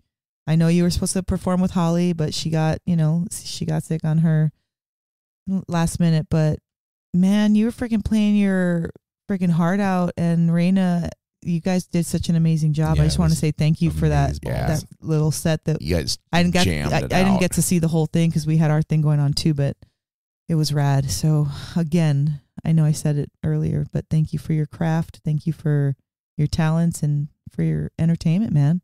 Yeah. Appreciate you. It is a very special thing to, I feel like the time that we're living in right now, and maybe everybody feels like this, but like the time that we're living in right now, especially for the jam world, Mm-hmm. is super special. Like there's really amazing stuff happening. Like what's going on with JRAD. They are like at the top of their game. What Goose is breaking out and blowing up the scene. And then you have like all these other bands that are coming up behind Goose. There's like all these up and coming amazing musicians like Dogs in a Pile and Eggy and Cycles and just all these bands that there's so much good music right now. And we're so lucky. It hasn't always been like that. There's been droughts in the jam scene. Yeah, definitely not a drought right now. And I feel that. I feel like that's one of the like blessings of COVID and the lockdown and all the shit that we've all been through in the past couple of years is that there's this resurgence of music. And we did say that, like, I remember saying there's going to be a renaissance after the plague. And here it is. We're experiencing it right now. And part of that is getting to go back to festivals. And like we've been talking about, and you've seen on our Instagram and stuff, we just got back from Peach, and that's an episode by itself, that experience. So I'm not going to get into it too much here, but we have Northwest String Summit coming up in 2 weeks. And that festival was the first festival that I ever went to that when I walked onto the grounds of the festival, like we had gone there a couple of weeks before to go check it out because we had never been to Horning's Hideout before because we were new to the area. And when I walked onto the festival grounds and everybody was there and the festival was set up and it was happening, I felt like I came home. And I had never been there before. And it was like seeing my family, and I had never experienced that in a festival setting. I'd felt like that on lot at a Fish show or a Dead show, but never ever at a festival. And it's very special. Northwest String Summit is a very peculiar animal. And Ben and Tiff, you guys, like, have you been to every one? I think we've missed 4 of them. Out of 20. Yeah. So 16 years you've done Summit. It was 4. Mm-hmm. So what? This is our Sweet 16. What was the first one like, Ben?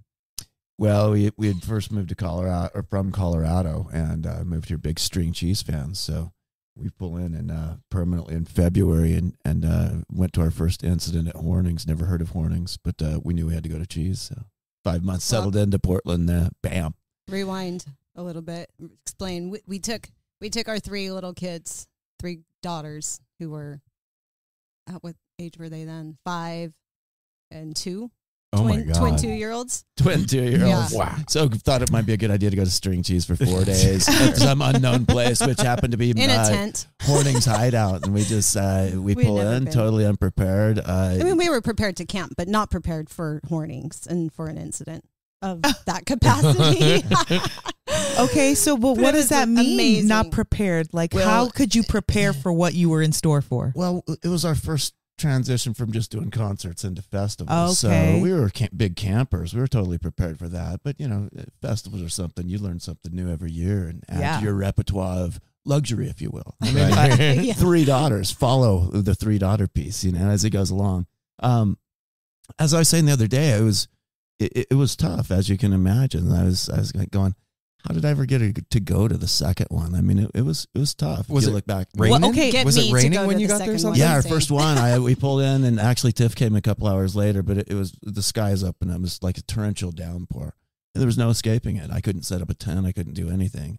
And then all of a sudden, here she pulls in with these 3 babies, and it's like, add that to the mix, and it's like, here we go. And so we weren't prepared with like rain boots, like the so, attire. Oh, that probably our kids could I get it. Yeah. So wow. So it was summer. I wasn't really thinking long. I mean, we had some. It's not like we didn't have a sweatshirt. That was a different year that Ben did that. But we weren't prepared in that capacity. But I think that you guys had the same kind of experience. You don't go back to something 16 times if you don't feel at home there. Exactly. Well, that's the Hornings piece. I mean, anybody that pulls into Hornings, it's a feeling. There's no question about it. So, you want to be there. It's like that, and then especially you add in that festival, it's What happened that year, that first year, after all that rain and not being prepared, that made you say we're going back to that next year? $40,000 RV, and that's the rest is history. I mean, from that point forward, the girls were so in love with it that we couldn't turn back, and I'm serious. Because at that first year, about midway through, we started to hear the vibe of, hey, there's another festival here, and we're going, hey, I don't care if it's Barry Manilow playing, man. We're back here just because of the vibe here, right? Yeah. But it turns out that Northwest String Summit was that other festival. I did care if it was Barry Manilow. I'm kidding. I love Barry Manilow. I would have totally been down. Hell yeah, 4 days Not of in that. those conditions I just went through. But then I hear who it could be. Yonder Mountain String Band, who we were hooked on by that point. It was like, oh, we're going. So, And Tiff, you have both of you actually. So I'm going to back up. We met you guys allegedly. No, I don't remember this. I remember Summit. the exact moment that I met Tiffany. Okay, lay it on me.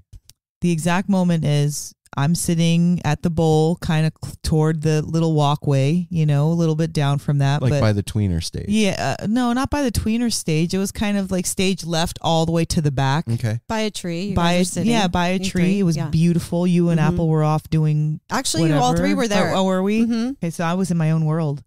And all I remember is getting a tap over on my shoulder and looking up and seeing Tiffany and Ansley. And I was like, what are these little goddesses? What? It was just the vibe of everything. It was so beautiful. And then I turn and I see such a beautiful duo. I'm like, what the heck?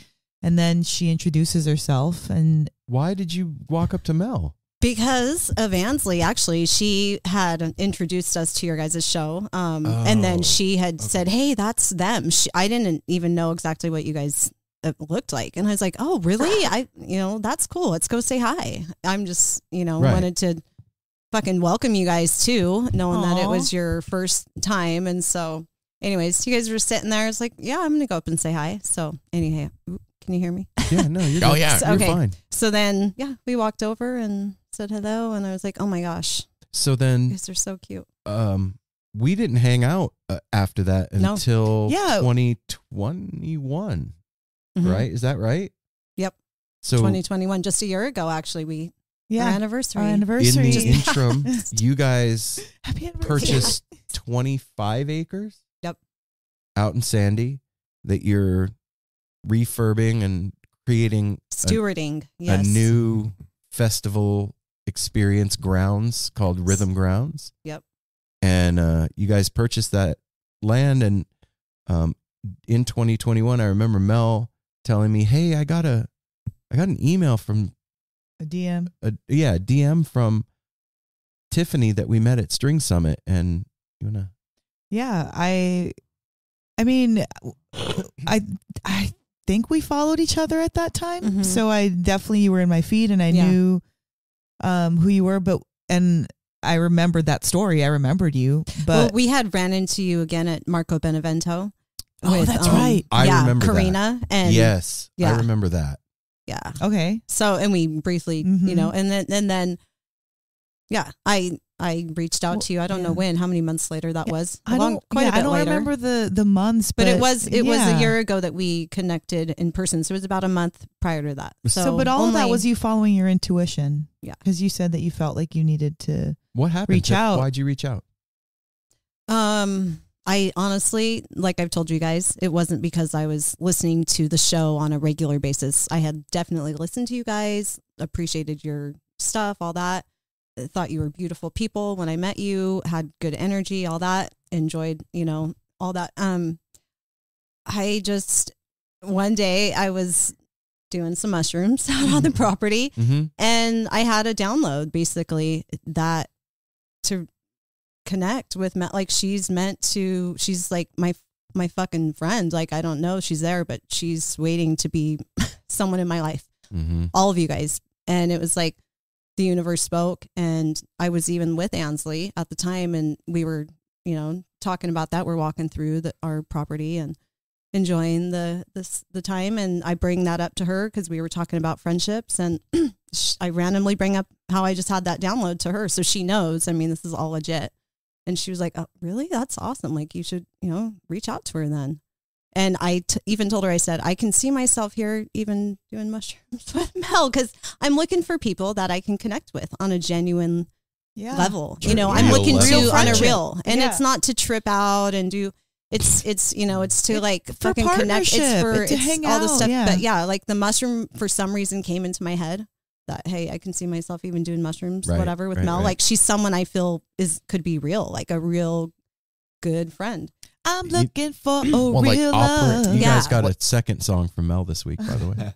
And like operating, we may be singing too. We always do that shit. When we all connected and everything, it's those things of seeking out people that are on the same frequency. Yes, and we definitely are. It was like immediate. Like again, like we always say with people that become friends and family so quickly, it just clicks. Well, it's like we've known each other in a past life or this, like whatever. It just clicked. Well, and the other cool part of all of it is like, you reached out to Mel, and we went out there, and that's very brave, whatever. And you guys could have become friends, and that would have been beautiful and wonderful. But we all became friends. Like Ben is the brother I never had, and truly for real.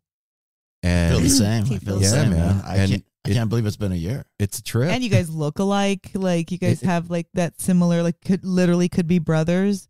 Mm-hmm. And the way that the trio of you, him and Apple fit, you, Ben and Aaron are just. And Ben is one of the few human beings on the planet that likes to get as high as I do.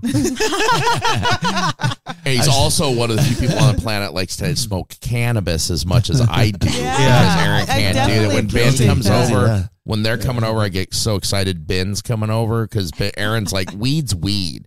Ben comes over and he's like, tell me about that. I can tell him about Aaron. And he gets as excited as I do about cannabis. A connoisseur, an appreciator, for sure. But when I'm at a show and like, it's the middle of the first set and I'm not high enough and I'm like, I want to do more. Ben will always do more with me. Every time. You can always rely on him. Yeah, and then when set break comes, Ben will always do more with me. And then when the middle of the second set comes, Ben will always do more. Do more about it. But I'm being silly, but seriously, like that's fucking rad to meet somebody that can do that with you. Totally. And that's not like, oh really? I don't know. That's like, let's go. I was waiting for that. And I don't do that all the time. And so no, you don't. No. And me and Mel are you sure? Me and Mel do that. We're like, are you sure? I'm pretty good. But then we usually end up doing it, but there's a little pushback. But even the times when we're just hanging out like this situation that we all have together is really beautiful, man. And one of the birthplace of this is Northwest String Summit, literally. Yeah. And it's a lot of things. Like, first of all, that festival was the first time that like we had a spot at a festival, right? Mm-hmm. Like we had done High Sierra prior, but we were like podcasters at large at that thing, right? Like we were just walking around. Yeah. Now with your new term. Now I know what that means. Can we pause for a minute? I don't know why you wanted to pause, but we're back. We're back. Yeah. I had a fart, babe. I didn't want it. That wasn't what it was. No, it's pause for applause. Pause, yeah. Anyway, yeah, it's the reason that we're all sitting here is that festival. Yes. And it's been it's been something that I've really been looking forward to going to with you guys again, and hearing the stories of years past from you guys is one of my favorite things. And I just tell us some stories about Summit, you guys. We both have something. One thing I really admire, we have a lot of friends up here that we've met, and one thing I admire about Ben and Tiff is that this is a family affair. Yes. Their daughters are so awesome, and they grew up where I think a lot of people out there know families like this. When you meet a family where the kids grew up in the festival and the music life, they're special kids. Mm-hmm. They are so well adapted to like the world and the they know the bullshit. They know what's true. Yes. I admire that so much, seeing that when teach. people are able to take their kids to these things, and Summit is one of those that is we've been once, and when we were there, it blew my mind the entire time we were there how the kids just run. It's so safe. They're running around free as can be, expressing themselves. They know everybody, especially when you go back 16 times. You see the same familiar faces. You get comfortable with everybody's camps. It's magical. And it's magical to see you all now with your kids are grown. Yeah. And they're so awesome. But that's all I wanted to say. Thanks. They still look forward to it just as much, if not more, because they are mostly adults, except the last one. So I wanted to at least put it in a direction. We want to hear all the stories, all that, but like when you think or when you hear the word Northwest String Summit, what conjures up in your head? Like what are the images and the memories and the ideas and the thoughts that happen? For me early on, it was clear that the girls had a real strong connection with Jeff Austin, and that really kind of was a catalyst and glue. They loved the whole festival scene, but the eye-to-eye connection that he gave to them. Aww. And the dedication that they gave back to from an early age on. They were running off the hill from the blanket to make sure that they had that spot in front of it was at that point it was Ben and Jeff. Aww, so they owned that rail sweet. for many, many, many years, like deep into their teen years before they would let go. So yeah, that pops in. Just the girls looking so forward to that freedom that you spoke of, and like I've talked to you about, we watched them super close. We were right there, but not always right there at the rail. So our girls have so many memories of being at the rail, and they started to make friends, being down there, and So did the love for Jeff happen at Summit? The girl, yeah. Oh, yeah. What was it about him? The attention that he would give, it was on their side, and it's these three little teeny girls, and they would mouth every lyric. I mean, they would mouth every lyric to everybody playing at Summit. I mean, that was one of the common comments of the band. I remember the death. Danny Barnes and the Bad Livers were playing, and they stopped in a song, and it's like, I got to tell you, people, I see these little girls down here mouthing every lyric to Death Trip.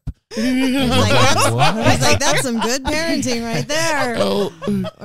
Mom and Dad are blushing on the hill while tripping right balls there. going on. I was actually right there. Dad. You were the tripping balls. I kept a pretty straight head. Yeah, shedding a tear. It's the dad moment. Well, okay, Tiff, you said it. Like, I kept a straight head. I think a lot of people wonder about that. Just overall, how does a family?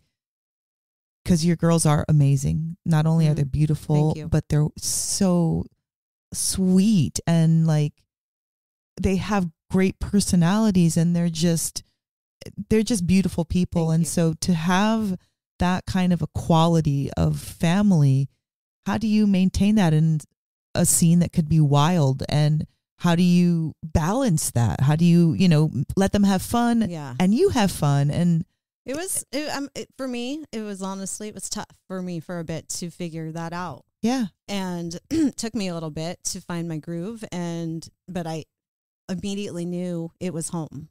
Even though I didn't have my groove and I didn't have like a bunch of friends that I was meeting up with or anything, I was kind of a solo, I'm doing the mom thing.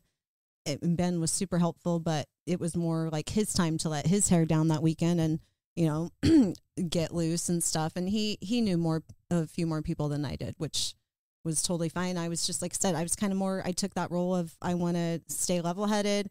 I wasn't into, like I mentioned, doing mushrooms. That's newer for me. I mean, I did those things very little before. I didn't do much at shows or at festivals with my kids, unless I eventually brought along like my sister, who was several years younger. I flew her out for, couple weeks to be able to babysit so she could help us out at night, so we could enjoy the time in the day with the girls, but then at night have our time and feel totally safe and responsible. Not that I thought but they're young enough. Like I did want to toe that line. And as you mentioned, just the exposure it gave them, the girls, it taught them so much by showing them that life of in a safe space. In a safe space, yeah. There's a lot of wisdom to be taught on that hill, and a lot was, there's and in the bowl. You're teaching a lot of high-end wookery. I mean, you're teaching these girls exactly what's up in the festival scene, the good, the bad, the rotten, the ugly, and there's questions along the way. Yeah, so what do those questions look like? Those questions squelch curiosity. You know, normal kids are like, everything's hidden from them, and we figured, hey, if we put them out, put it in the open, let them see spun wooks. Let them question what spun wooks are. Or let them question what are those that's in their hand. We explain it in detail, like that, and why they're operating like that. They don't have any curiosity. They didn't go and do drugs until later, until we had signed off on it. Until they were, fantastic. Adults. Worked out well. Adults. Yeah. They didn't have the interest. But yeah, they questions like, what's in there? What's that? Or like, what are those people doing? They're sitting on the thing, dicing up fucking acid, sheets and stuff. Like, what's that colorful stuff? And I have a couple brothers who are, wookery, that have some wookery in them. And so it was so you would just say it. It was like, relatable. They're fine and it's good. It's like, and on top of that, it's people even like who look, whatever. It's not even about being a wook. It's just, those people are doing this or teach them about cannabis and marijuana. And eventually, as weed became legal in Oregon for medicinal, we, had that going for us as well. And so then it was like, okay, and now we're partaking in that. But it was something that like I said, I didn't partake in any of the sacrament back then and stuff. And the music was the thing. And Jeff was the glue. And Jeff was the glue. Yeah, he was. Yonder was all of them. They were so, because we would jam out to them all the time. I mean, the girls, that's how they knew the lyrics, because they would hear him. I mean, he was one of those constantly playing music in the house. And we got hooked on Yonder after, like I said, when was it? After going to String Cheese and everything, getting into Panic and seeing tons of shows back in Colorado. We were deep into going to all sorts of concerts. Some of my early footage at Stomach was, we were watching the other day, the girls were having their face painted when they used to have it down in the main bowl. Yeah. And at that point, the transition was happening within the jamgrass scene, but Green Sky was playing at like noon in the main bowl in front of like 10 people that were hula hooping. So what? At String Summit, we've got to see a lot of this cool transitional things happen that are amazing. I mean, kind of like what I was saying at the beginning of this, of how we're going through this like transitional phase in the scene right now with these up and coming bands and Goose and Billy Strings and everything that's happening. You saw that firsthand at Summit years ago in the jam. So you actually like had a front row seat to the metamorphosis of jamgrass. Yeah. Well, and also contributors to that. I mean, if you think about it, you're going back year after year, you're contributing to the success of these bands because you're saying, I'm paying this money to go back and I'm bringing my whole family with me.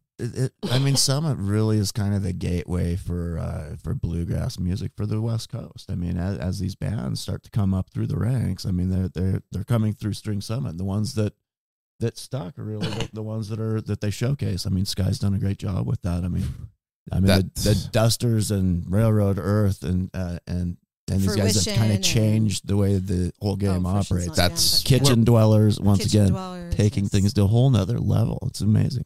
And that's what turned the three of us on to bluegrass. Sure did. Bluegrass was there, and it was like, okay, we'll listen to it here and there. And then we came back from Summit, and we're like, bluegrass is freaking amazing. Yes. Wow, you can dance to it, you can party to it, like everything. Yeah, because I honestly at home I was like, I liked it, but once I went and saw it and felt that, I'm going back. I was like, I like jamgrass. I don't care if I have to push a double stroller.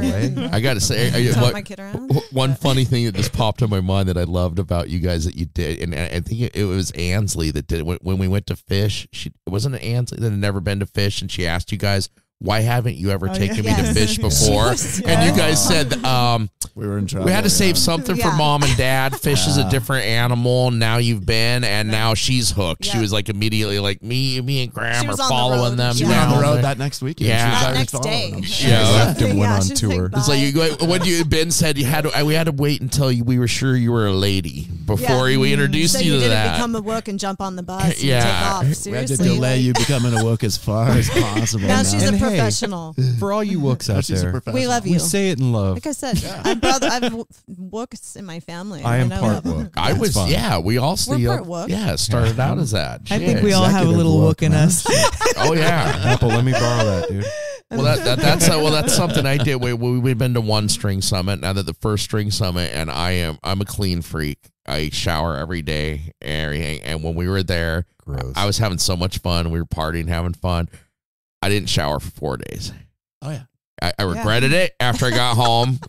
Rashes happen and things when you're not thinking about it, running around and walking 10 miles a day, running here and there. But oh my God, it was so fun, and I was dirty. My wook came out. The other thing that's rad about Summit now is after 20 years, like Apple said, we've only experienced one, but it was a well-oiled machine. Yes. Like that crew, everybody that was there, we were treated like family from the jump. Anything we needed, we had. Everything don't want for moved nothing. Super smooth.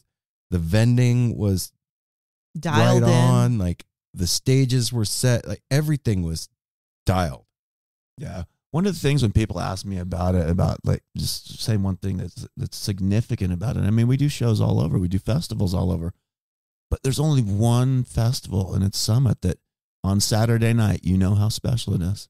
Because every single person in that sold-out bowl will leave their every belonging right where it sits and walk out of that bowl and rage all night long and leave it there. Yep. Full trust. Every person.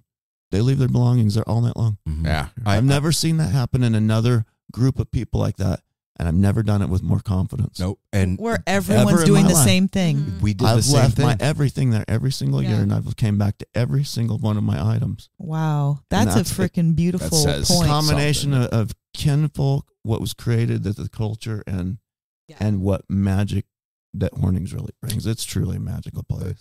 It's special. I remember on Saturday night, somebody came to us and they were like, you guys need to go put a blanket down in the bowl in the morning. And I was like, do you remember this? And I was like, what? They're like, you guys should go get a spot down in the bowl for tonight. Yeah. And I was like, but we're going to leave our stuff there all day? Like and they're like, no, just go put your blanket down there. And we did. We left our blanket there, I think, for 2 days. Yeah. We did. It was our spot the whole time. Heck yeah. And nobody sat on our, like, it was left alone. Everything was fine. There's something to be said for that, what you just said about everybody just collectively enjoying a night to whatever degree you want to. I remember feeling so I still maintain that that's the best night of my life until another one comes along like that. Like, I'm married, I have children, but this was so special because I felt renewed. I felt like I was in another planet almost. I really did feel like we were in another dimension. Festival. My kids call it Narnia. Yes. Nickname it Narnia. Yeah, I totally am down with that place. I remember Mel said too, after when we all agreed, it made us feel like Mel was like, it was like high school prom, especially Saturday night, because Yonder did that 80s like mix night. And then we didn't know what to expect. It was our first one. All of a sudden, this flower blooms in the middle of the crowd down at the bottom of the bowl, and all these kids start running around dressed as bumblebees, and there's just stuff going on everywhere, and we were dancing our asses off, and we all felt like kids that night. It was just amazing. It helps you. That's where I felt it would help me connect with my inner child, so to speak. Because we get stuffy when we get older. And let as Jeff or Yonder would say, let your freak flag fly. You know, like do it. Like we all have, like, let it out. You know, shake it out. Do what you got to do. You show said it off. that Yonder actually helped you Jeff actually helped you find yourself. Yeah, I believe he helped all of our girls or Yonder and themselves, just the way or Jeff, would talk from the stage about just certain comments he would make. And then sometimes he would come over and talk to the girls personally and let them know, like, so glad you guys are here. I look forward to seeing you guys every year. And then he'd start coming up, giving us hugs over the years. And see him at other shows gifts, and bags of jellyfish and stuff, and he just gummy bears, treats, and he would always recognize and acknowledge them from whenever, and then other people in the band did too. But yeah, he helped us feel that we belong there. Even though I felt at home, I struggled, like I said, for a little bit to find that balance. I had young kids, and I was a young mom, and I don't think everybody realizes, but Tiffany is physically drop dead gorgeous. And then way to make her feel comfy. And then you meet her and you're like, what are you, like 21? Like beautiful. And so I'm saying this because we have something in common that's rare, but it can be kind of like a thing you got to deal with in life where, you've got this gorgeous woman here and then you're with your daughters. And so that's kind of weird. And it's people give shade. People can be really mean and at the time cruel. They were young when we started going. So they weren't these gorgeous, things that now people look at in a whole different light. But at the time there were these little kids, and some people actually did give us grief, not just like people in our community did, and maybe even some family members, like, why are you taking your kids to these things? Like, trying to judge and throw shade, not having any real idea. And then even people at the festival itself would be like make comments like as we're standing, like, why do people bring kids and stuff, and like kids don't belong. But yet Summit in particular encouraged that. Northwest String Summit did, and they gave that comfort to kids. And like my kids, they literally looked forward to it every year. It was like we can't wait to go back to Summit. It was like it was more than that. Yeah. And we did Disneyland Funny too. And now you can be like, and they still do. Kids now. It's like they so you loved it, and then they especially loved it. So you couldn't not go back. Yeah. It was like, all right, a little pain and dirt and Well, dealing with it. We got to back up because you were flattering towards. We got to say also that Ben is a very handsome man. Yes, he is. I will not leave. I'm sorry to have left that out. Yeah, yes, Ben is a very handsome man. Very I think I said to stunning. Aaron, he's stunning. The first time after we'd met, that I and said you to sound Aaron, great on. I was like he's like the Wolverine, but cooler and better looking than Hugh Jackman. He's not Hollywood. He's real. Like, gets in there and gets dirty and gets shit done and takes care of his family and life. And shit. This is the dude that you want. Like, if you got to like storm the hill, this is the guy that you want with you. What's what you told me recently? Ben said to you, he's like, I'm the type of friend that'll help you get rid of the body, but you just got to wait till tomorrow. Yeah. I'm busy right now. Yeah, I'll be there tomorrow. You got to just put the body on ice for a little while. Yeah. No, man, it's we talk a lot on the show about the magic of the scene that we're in and the magic of the music and going to shows and festivals and all that. But like, there's something particularly cool about Summit. And I think you just kind of hit on why. It's because they welcome family. Yes, I believe and that's what I felt walking in there. That's why I felt at home was I felt that vibe of like, wow, this is welcoming. And it's like, it was created out of love. Yes. It's not like, let's throw a festival and make a bunch of money. It was like, let's do something for our family. Yep. Where we can all be together for a few days. Yeah. It was made with love. Yep. Super grateful and I for all of them. Know that Summit, started because of the string cheese incident playing out or having their incident out there. And so then they were inspired to contact, Hornings, and eventually had their own festival there, which is now unbelievably 20 years later. So evolved, and it's so special to our family. As much as I'm sad it's ending, I get things have to end, and I understand. Could we just move it to Rhythm Square? Yeah. Hey, that's what we're thinking. Yeah. We're not that 300 acres that Bob's got, but yes, we are. We do definitely have that thought as well. Somewhere. Festivals are starting to break it up. Yeah. I mean, Electric Fork does it over 2 weekends. We could do that. Yeah. Or you could just do it smaller. We could do smaller. Oh, I was going to say, there's nothing like a boutique style festival where you actually get to spend time with the people that are there. Because when you're at these bigger festivals, you lose a lot of the people that you want to spend time with. So if you kind of scale that down, everybody's who you want to hang out with. Mm-hmm. And no matter whether you get sidetracked, you're still in that core group of people you want to be with. And that's what I feel like the festival scene is to the world. It brings these people together that want to do these things and want and enjoy the same type of things. And it like puts it in this, like, you know, it concentrates it. And the only way that I could, like, based on going to Peach this past time, based on meeting you guys, High Sierra, all of these festivals, they bring these like-minded people together, or these people that have these family values. They don't want to leave their family behind, or they want to have a just good time, or they're enjoying, like, they're taking time out of their life, basically, is what I mean, to like enjoy and to savor like time with friends or good music or a high time, whatever. And it's so cool to be able to do that with you guys and to be a part of that for everybody else too. Do you guys have a individually, like Ben, do you have a favorite memory of Summit? I honestly have to say, videotaping my daughter Payson when she was, 4 months old, laying on the stage, passed out, arms back, and Jeff just completely melting face over the top. And Ben, absolutely headbanging, headbanging, our sweat's just flying off him. And I thought that was absolutely incredible. Like baptizing and your he baby. Acknowledged it. He acknowledged the sleeping baby. Also, I want to say back to that's why, another reason that you asked earlier about why the girls cooed and caught over, Yonder and stuff.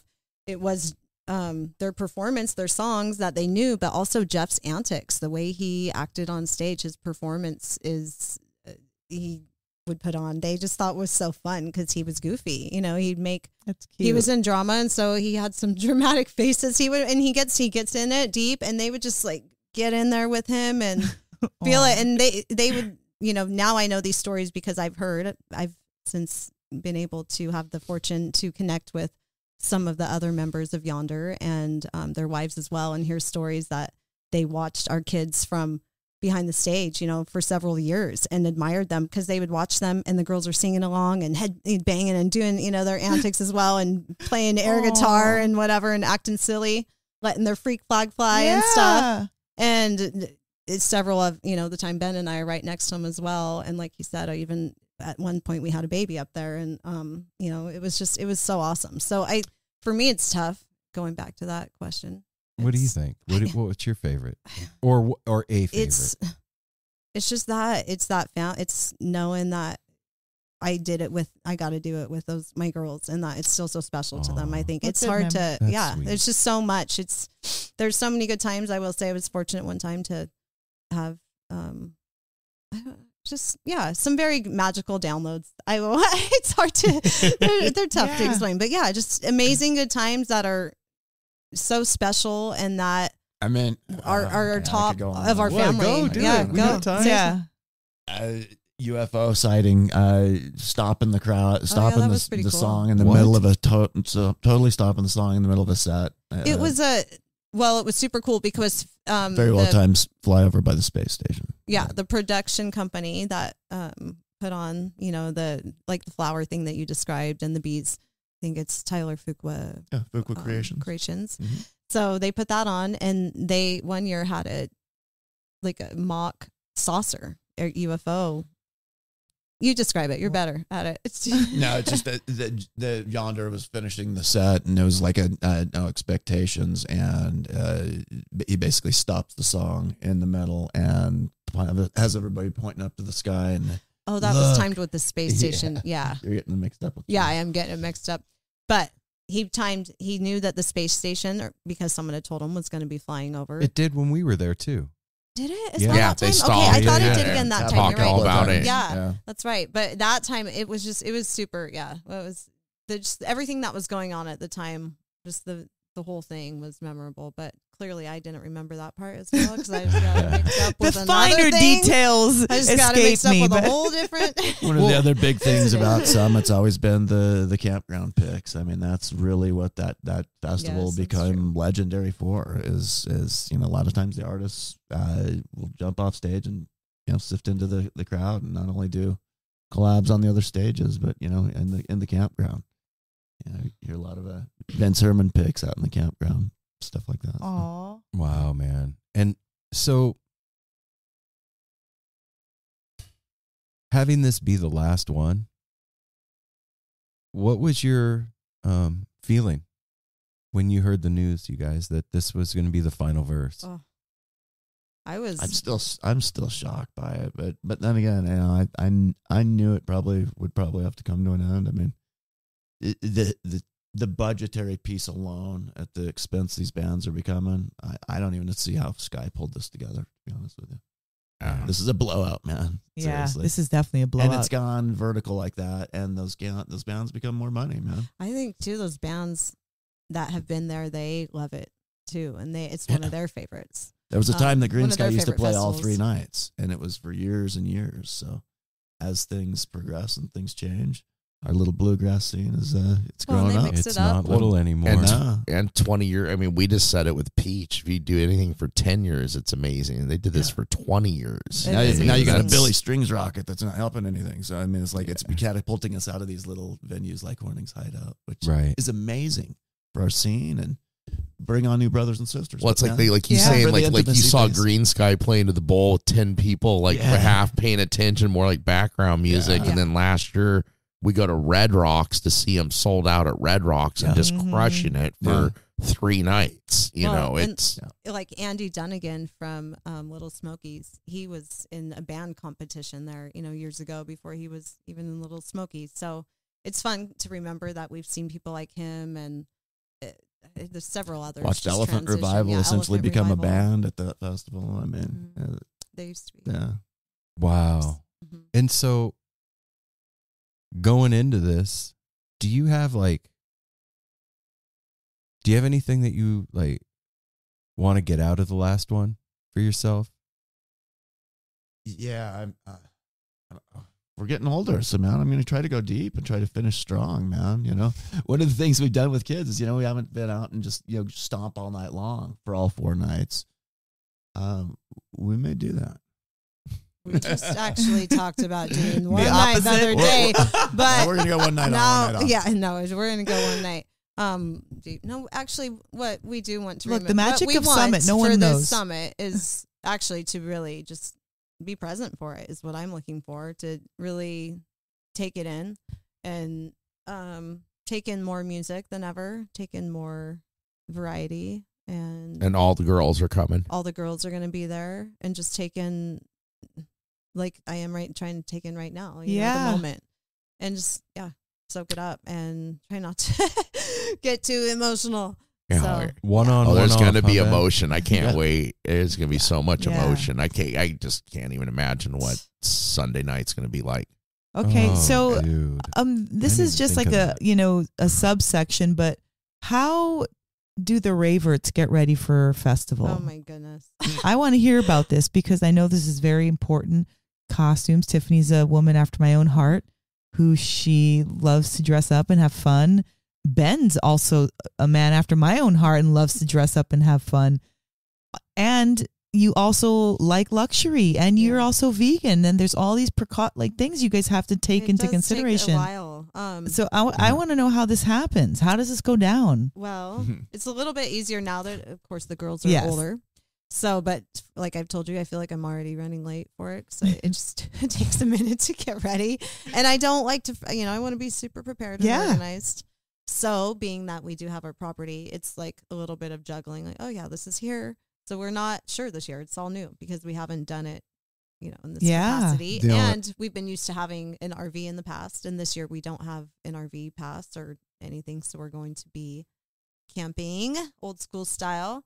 But like I said, the girls are older and we're going to bring generators. So we're going to pack starting probably this weekend, start putting some stuff aside. The short answer is generators. The only way you survive with 4 women, 5 women is generators. Multiple. And I'm not lying. It's multiple generators.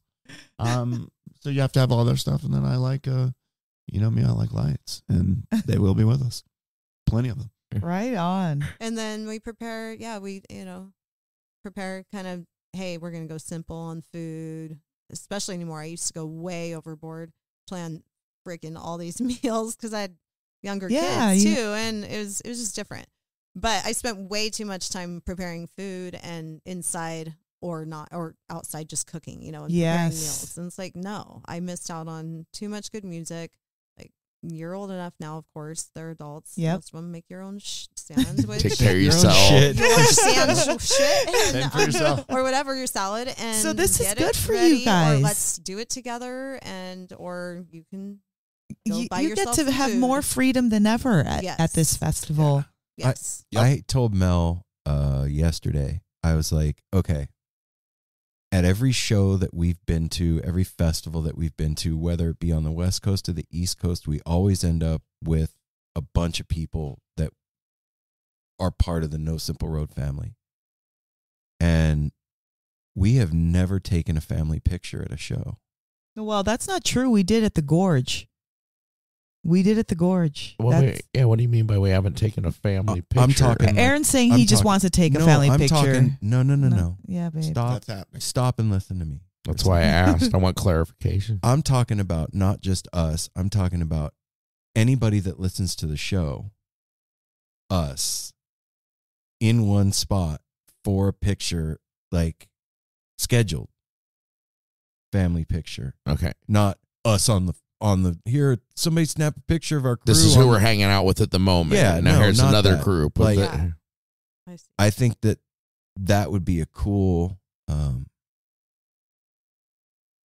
not legacy, but marker in time for this thing that's about to go down. Like, especially because it's going to be the last one, and like for all of us to have that memory together will be super cool.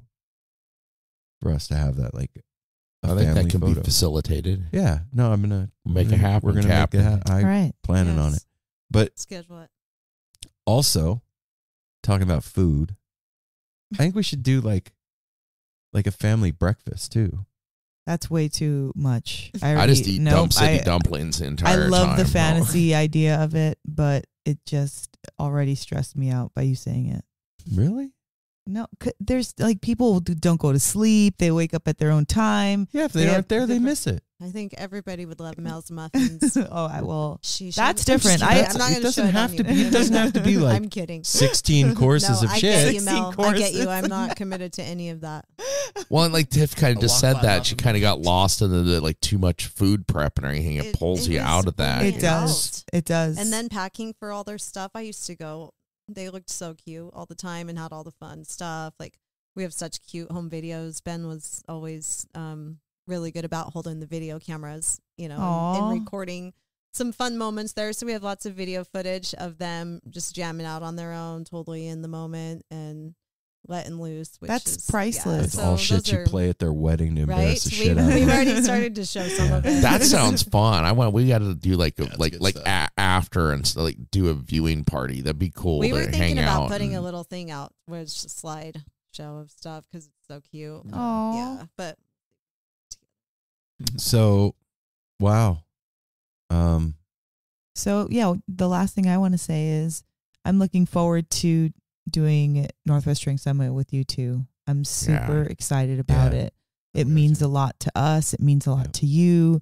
Yes. We get to hang together and share space and like just have an amazing time and it's 4 days. It's just now that we know each other and we actually get to spend the time together. It's just, I'm excited. I'm looking forward to it. Yeah, it's extra special. It's exciting always to see what the Roberts have up their sleeve, to see what Ben's up to. Ben talking about the camp. Like, we've been talking for months about this now, and like camp set up, and it's like, Ben's like, oh, I'm bringing everything. Disneyland. Like this is going to be so amazing.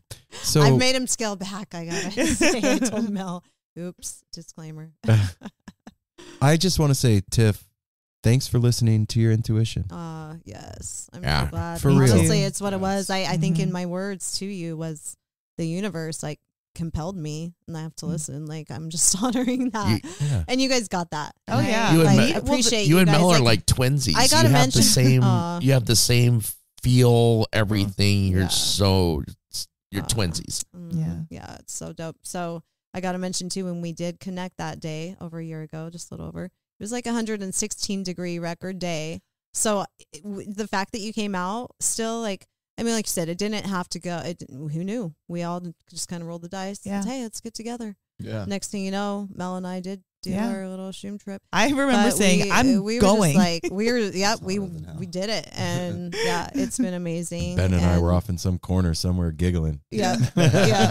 We're fortunate for all of you. And Apple, even though I wasn't there that day, like you said. Right, I hid from the heat that day. Apple is a brother too. And it's like, you guys are just super cool family, friends that we appreciate so much, and super grateful for all of you. One more time. These chairs are fucking awesome. Wow, these chairs. I'm like, this is like my second bed. I'm like, y'all look amazing. Perfectly, yeah. Oh, dude. They've been waiting. So I love it. You guys that's look pretty great. special. All right. All right, everybody. Even the arms are like plush. Yes. Yeah. Apple likes Perfect for you luxury. guys. Yeah, oh yes. That's what Ben these said. suit me well. He's like, these are perfect. I love luxury too. Yes. I'm not gonna try and front. I like me some good luxury. Me and You Mel guys were look watching. great. Me and Mel were watching Alone today. Have you ever seen that show where they like drop the people off in the middle of nowhere? Oh, they I've gotta heard survive. Yeah. And Mel was like, "You would never last in this show," and I was like, "No, I know." I go, "My show's who can last longest in the 5-star hotel." yeah. I win that one, man. Yeah. Being all bougie. Oh. Anyway. 5.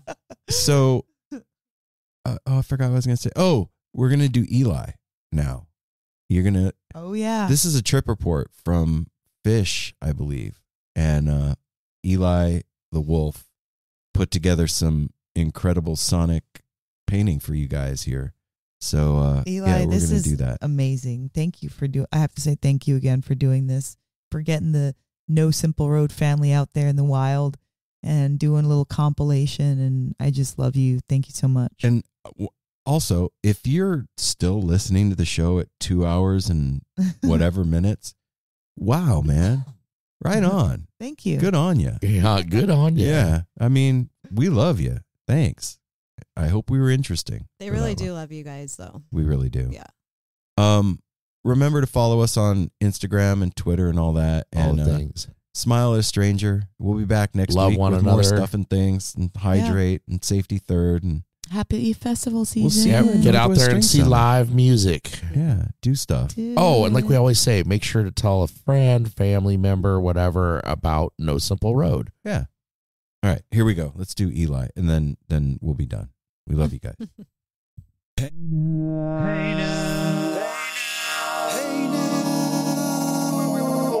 Whoa.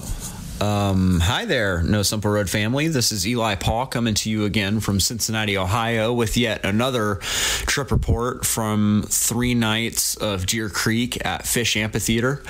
I'm actually calling it more of a field report this time because that's what it feels like to me, these little mini podcast episodes that I'm sending you. So I hope that's all right. And judging by your reaction from the one I sent in last year, I felt pretty welcome to try it out again. So I'm going to get right to it this time. There's a lot of meat in here. Enjoy. David, Akira, say hello to the No Simple Road family. Hello, No Simple Road. Hi, guys. You may remember them from last year. They brought me with them for fish. And Eli made us famous by putting us on your podcast. Yeah, so here we are again with another fucking, I don't know, field report. Trip report. Well, it's more of a field report for me, at least. So, fuck you. To see the few, the proud, the fish for 3 nights. The fish. The fish. We will check in later.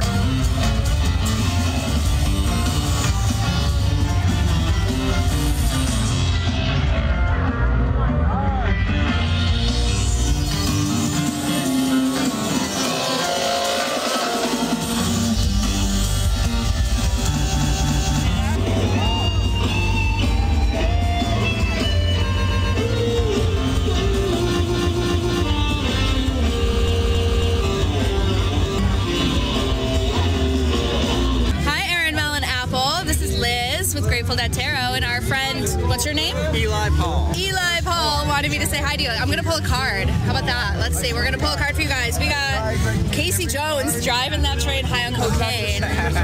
So you guys better watch your speed and keep it on the tracks, I guess. Side note, I got the same fucking card when I pulled one, which I'll get into later.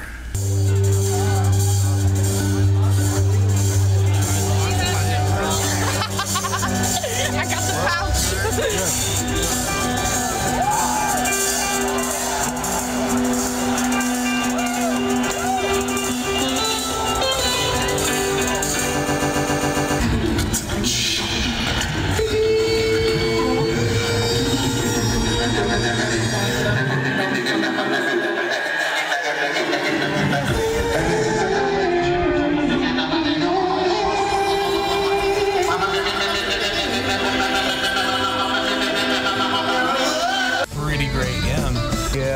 I couldn't have been happier. I had to pee so bad. And I'm like, I can make it and come back real quick. I did. I didn't get back to us. Yeah, I don't care as long as I'm walking through a company and not like elbow deep in a crowd. Like,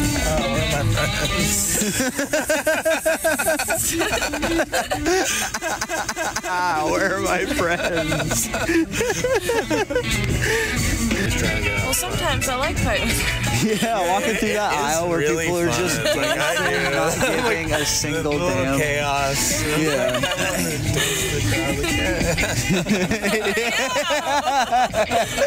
And I always but now walk. when I really gotta pee.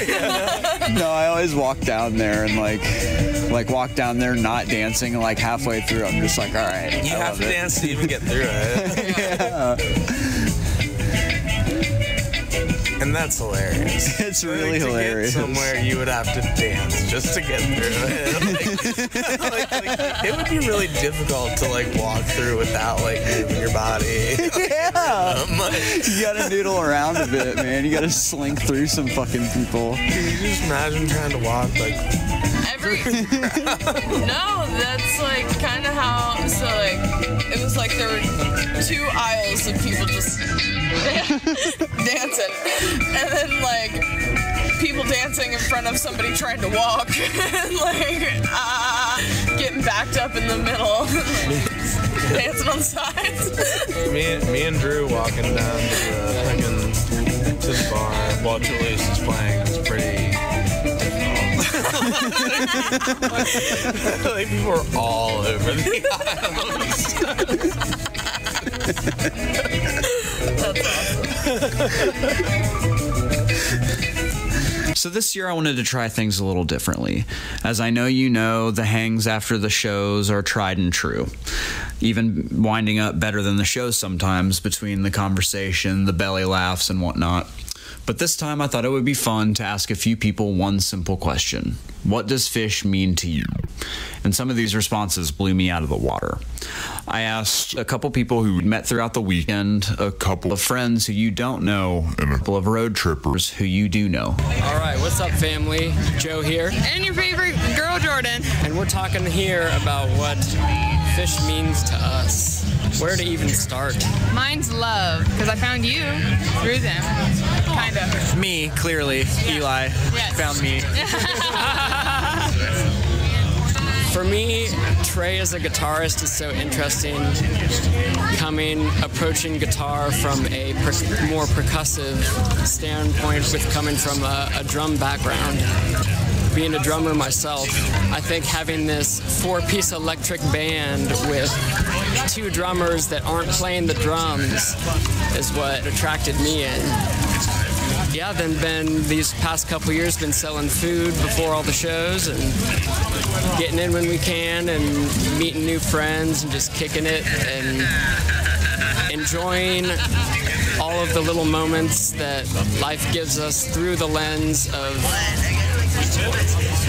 this band that means so much to so many people.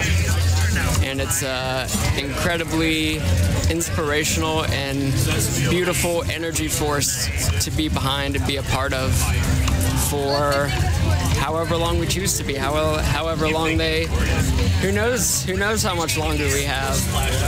So every second is not wasted out here at these shows for me. And so I would say overall what it means to me is just joy that I think you get from music as it is, but then amplified through the friendship that's up there on that stage. Up next, we have our new friend Ryan from Columbus, Ohio, who we met there at the campground. Equally generous as he is resourceful and prepared, we're really grateful to have been able to connect with him and spend some good time with him. Fish to me is been pretty much the soundtrack to my entire adulthood, and from the minute I first heard Fish, there was some type of nostalgia that I felt, which is odd because I'd never heard them before, but it brought out like the creative, innocent, pure child like mind and visions and things like that I had as a kid. So I guess that's where the nostalgia came from. It also got me on the road as a young adult, around the age of 18, traveling the country, seeing stuff that I never would have seen, if I would have taken a different path. And for me, it ended too soon, which would turn out to be temporarily.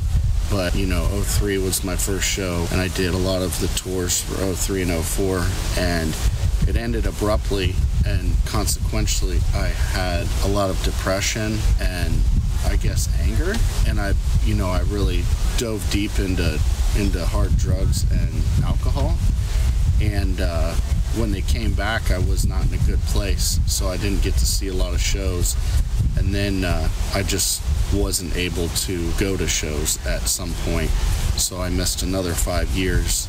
And once I was a couple years sober and I streamed all the Baker's Dozen shows, I was back in and back on. So it's been a hell of a ride, and it continues to be an amazing experience that never ever seems to disappoint, and continues to bring up feelings of nostalgia from not just, I guess, the purity of childhood, but also the times that I had when I was a young adult. So it's been the most amazing part of my life, and I wouldn't trade it for any amount of money or anything in the world. And call my wife. Up next is our homie Chris, also from Cincinnati, who we spent every night at the shows with, along with his crew, who it was great to meet. One of the most lovable human beings I've ever met, and he kept it short and sweet for us, so... Fish means to me just freedom. I get to travel across the country and listen to good music, make some money selling beer on a parking lot, and just be free, work for myself.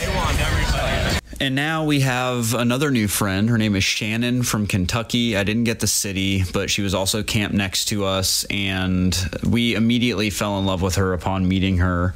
This woman is mama straight up, and she really knocked it out of the park on this one, and I think you guys are really going to love what she had to say. Yeah, for me, it's music in general is my lifeline.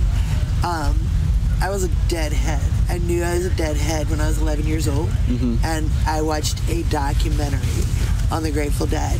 It was a black and white TV, 12-inch black and white TV, and the music caught my ear, but the community really, I was like, I knew that was my tribe and that I would find that. I've always been a lifetime full of anxiety, a lifetime full of stress. I lost my dad when I was really, really young.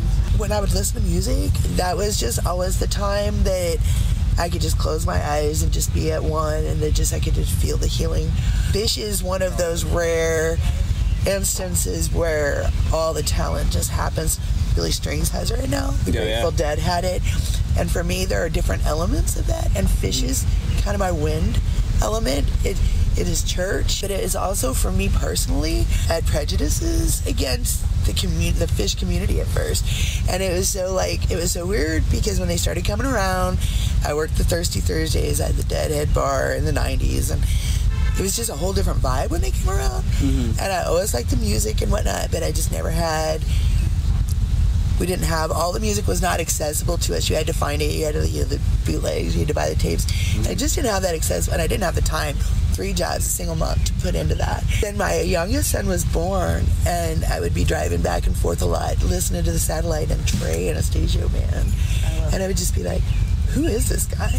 Fucking melting my face, fucking driving down I-64, not even smoking weed in the car, I'm just like... But higher than shit. But I'm higher, and it made me higher than a fucking kite. And I was just like... And then I was like, who is this Trey Anastasio Band? And they're like, oh, that's Trey from Fish. And then the Jam On channel, the Jam On channel, they had the Gone Fishing Hour, and I didn't even realize what was happening, but I'd be like, and I look down and be like, Fish? Look down and be like, this is Fish? And I'm like, maybe I do like Fish and whatnot. And so I'm really glad that I, have now the opportunity. My life fell apart. My mom passed away in 2018. In 2019, I put her ashes in the Pacific Ocean. And since then, the hat that I wear, that was her hat. And it just has put me in all the right places. And what I found, I saw Fish at Lock-In. And I really enjoyed, the energy that was there. The crowd. And it was so funny because the set that they played was almost the one CD that I had owned of their music. I was like, I know these songs. And I love it when that happens. And it was and so...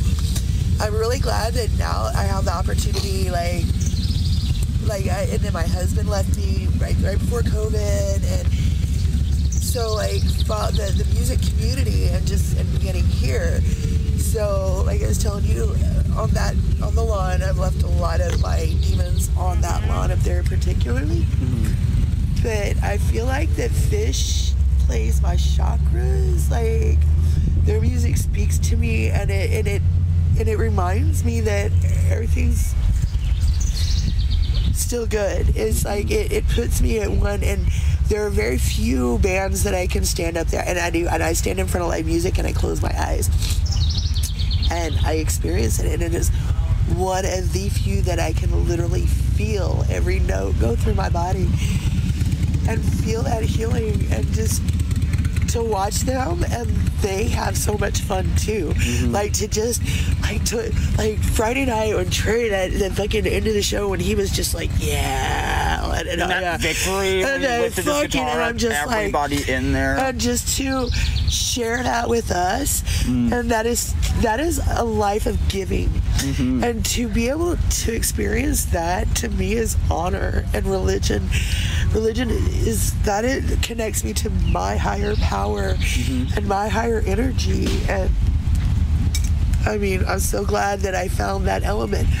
Like I said, I have fire, I have wind, Billy Strings is my water, and it just, and I love it. And I'm so glad. And it's joy. It brings joy, and I'm so grateful to the people that share that. I don't know, I feel like our energies, it brings our energies, and it brings the people who are open to those energies together. And it puts us where we're supposed to be. I don't know.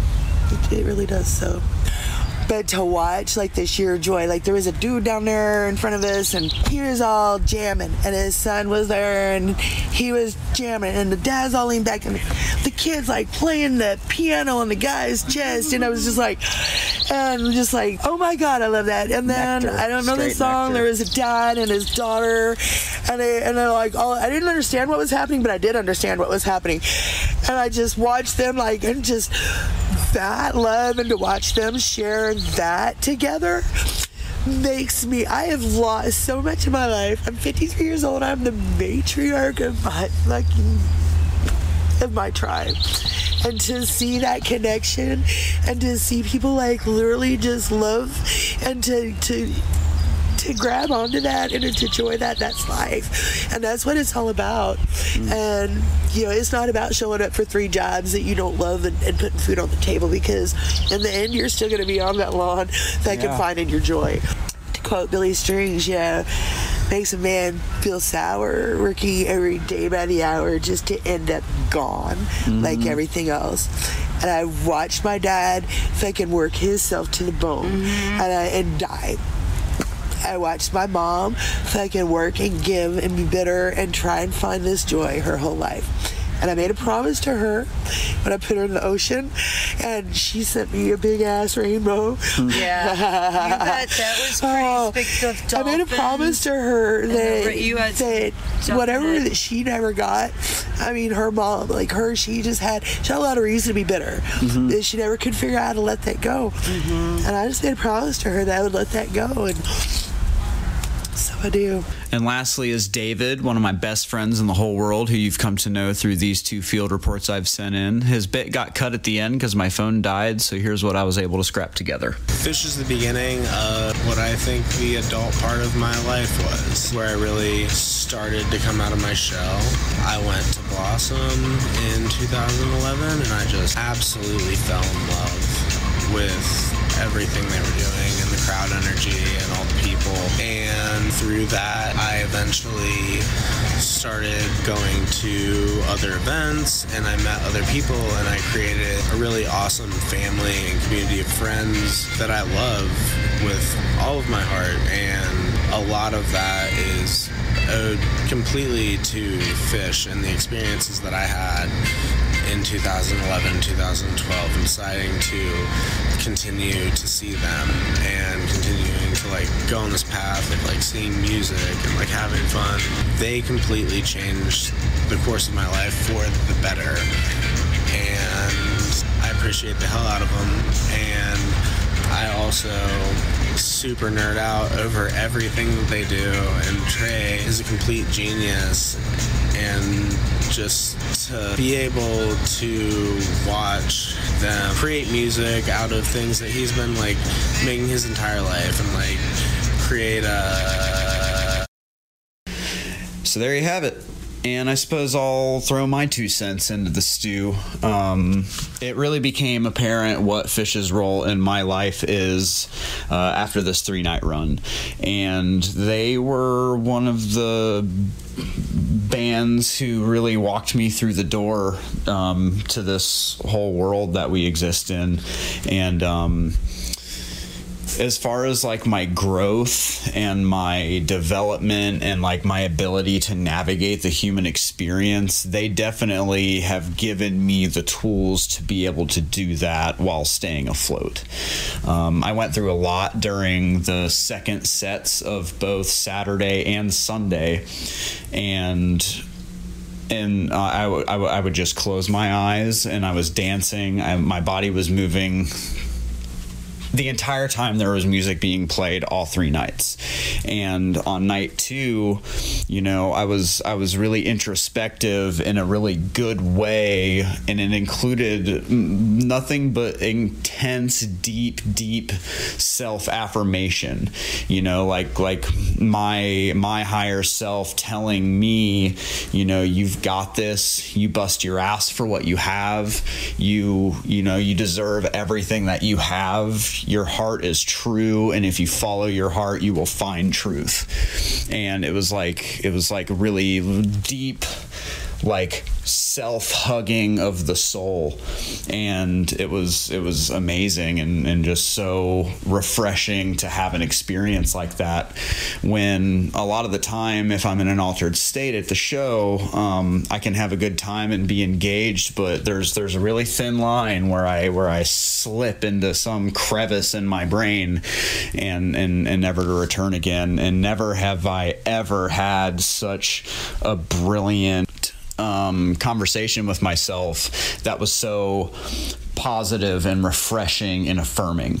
And then on Sunday night during the second set, eyes closed, body moving, hips swinging, I had another conversation with myself that was almost more cautionary and more like tough love on myself, because like I said, I also got the Casey Jones card when I pulled one from Liz's deck, and the conversation went more along the lines of like, I know you have a lot going for you, but every time you say something about it, shit goes wrong.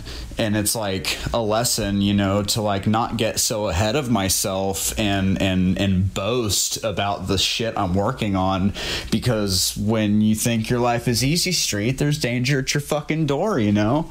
And it's like, I have a lot going for me, and I like to express that, and then shit goes wrong and it doesn't work out how I thought it would, and it ends up working out, but in a completely different way, and not the one that I told everyone it was going to work out, you know? So it was like night one was like, you've got the stuff, you've got it, you've got the heart, you have the vision. And then night two was like but slow your fucking roll, baby boy. Like, you know, you can't keep like overexerting yourself and like giving more than you have and ending up feeling like you've been put out by your own ego because it is working harder than your heart is, as hard as your fucking heart is working, you know? So it was like, it was very yin and yang. And, you know, with the music as my saddle, I was able to navigate all of this and process it in real time and not get swept under the rug with it. You know, they gave me that reel, that fucking fishing line, a tether with which I could return from like these spaces. And I don't know, man, it was fucking wonderful. And I'm so grateful because I've never had an experience like that seeing live music. You know, Papadozio is my favorite band. They make me feel at one. They connect me to my higher power, and they give me the nectar that my soul needs to survive. The Grateful Dead is my peace. They console me and let me know that like at the end of the day, like everything passes, and they're that bed of feathers that keeps me like not like a safety net, you know. And then Fish is the band that literally gives me like the tools to excavate my fucking brain and like work through shit. And like this is all still like super fresh to me, but it's incredibly exciting to like, you know, like Shannon said, like find like these elements that like are like my direction in life, you know. And again, 10 out of 10 fucking weekend. I couldn't be happier or more grateful than the music, the people that I was with, and you guys as well. Again, I thought of you the whole time, and like honestly, I'm really also grateful that you've given me a chance to explore a whole new art form. You know, whether or not I'm gonna like pursue it, it's been really fun to do this and have it be received so warmly by y'all. So I'm going to hop off my soapbox here, but I just want to thank y'all again for everything you do and everything you are, because y'all are the fucking best, and that's just a straight fact. So Aaron, Apple, Mel, I love y'all so very much, and give Darwin a smack on the ass for me. Mwah. Oh, and I lost the game.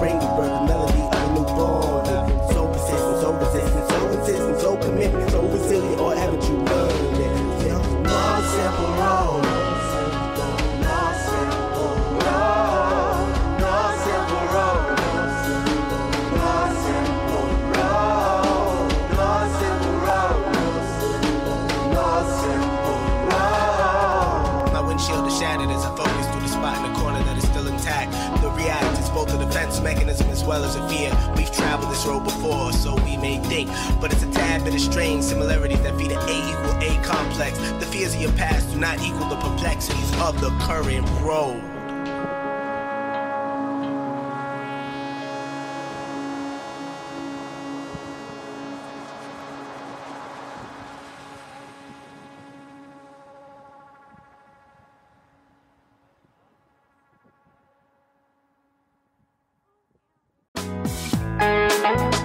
Hey listeners, I want to tell you about the April-May 2023 issue of Relics magazine. Features a Dave Matthews Band cover story with additional articles and interviews with The National, Graham Nash, Wayne Shorter, ALO, Ivan Neville, our friend Eric Krasno and Stanton Moore, Marty Stewart, and much more. Check out the latest version of Relics and subscribe now at relics.com/DMB. Thanks, Relics.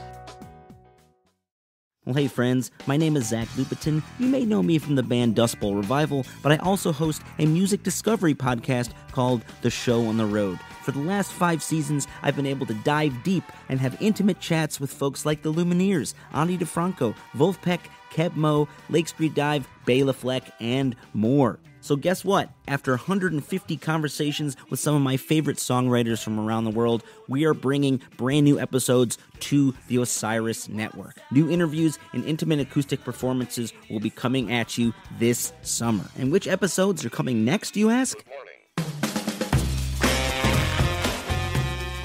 I am Zach Goody, the lead singer for the band Smash Mouth. Our band is called Milky Chance. We are based in Berlin. My name is David Shaw. I sing and write songs with my band, The Revivalists.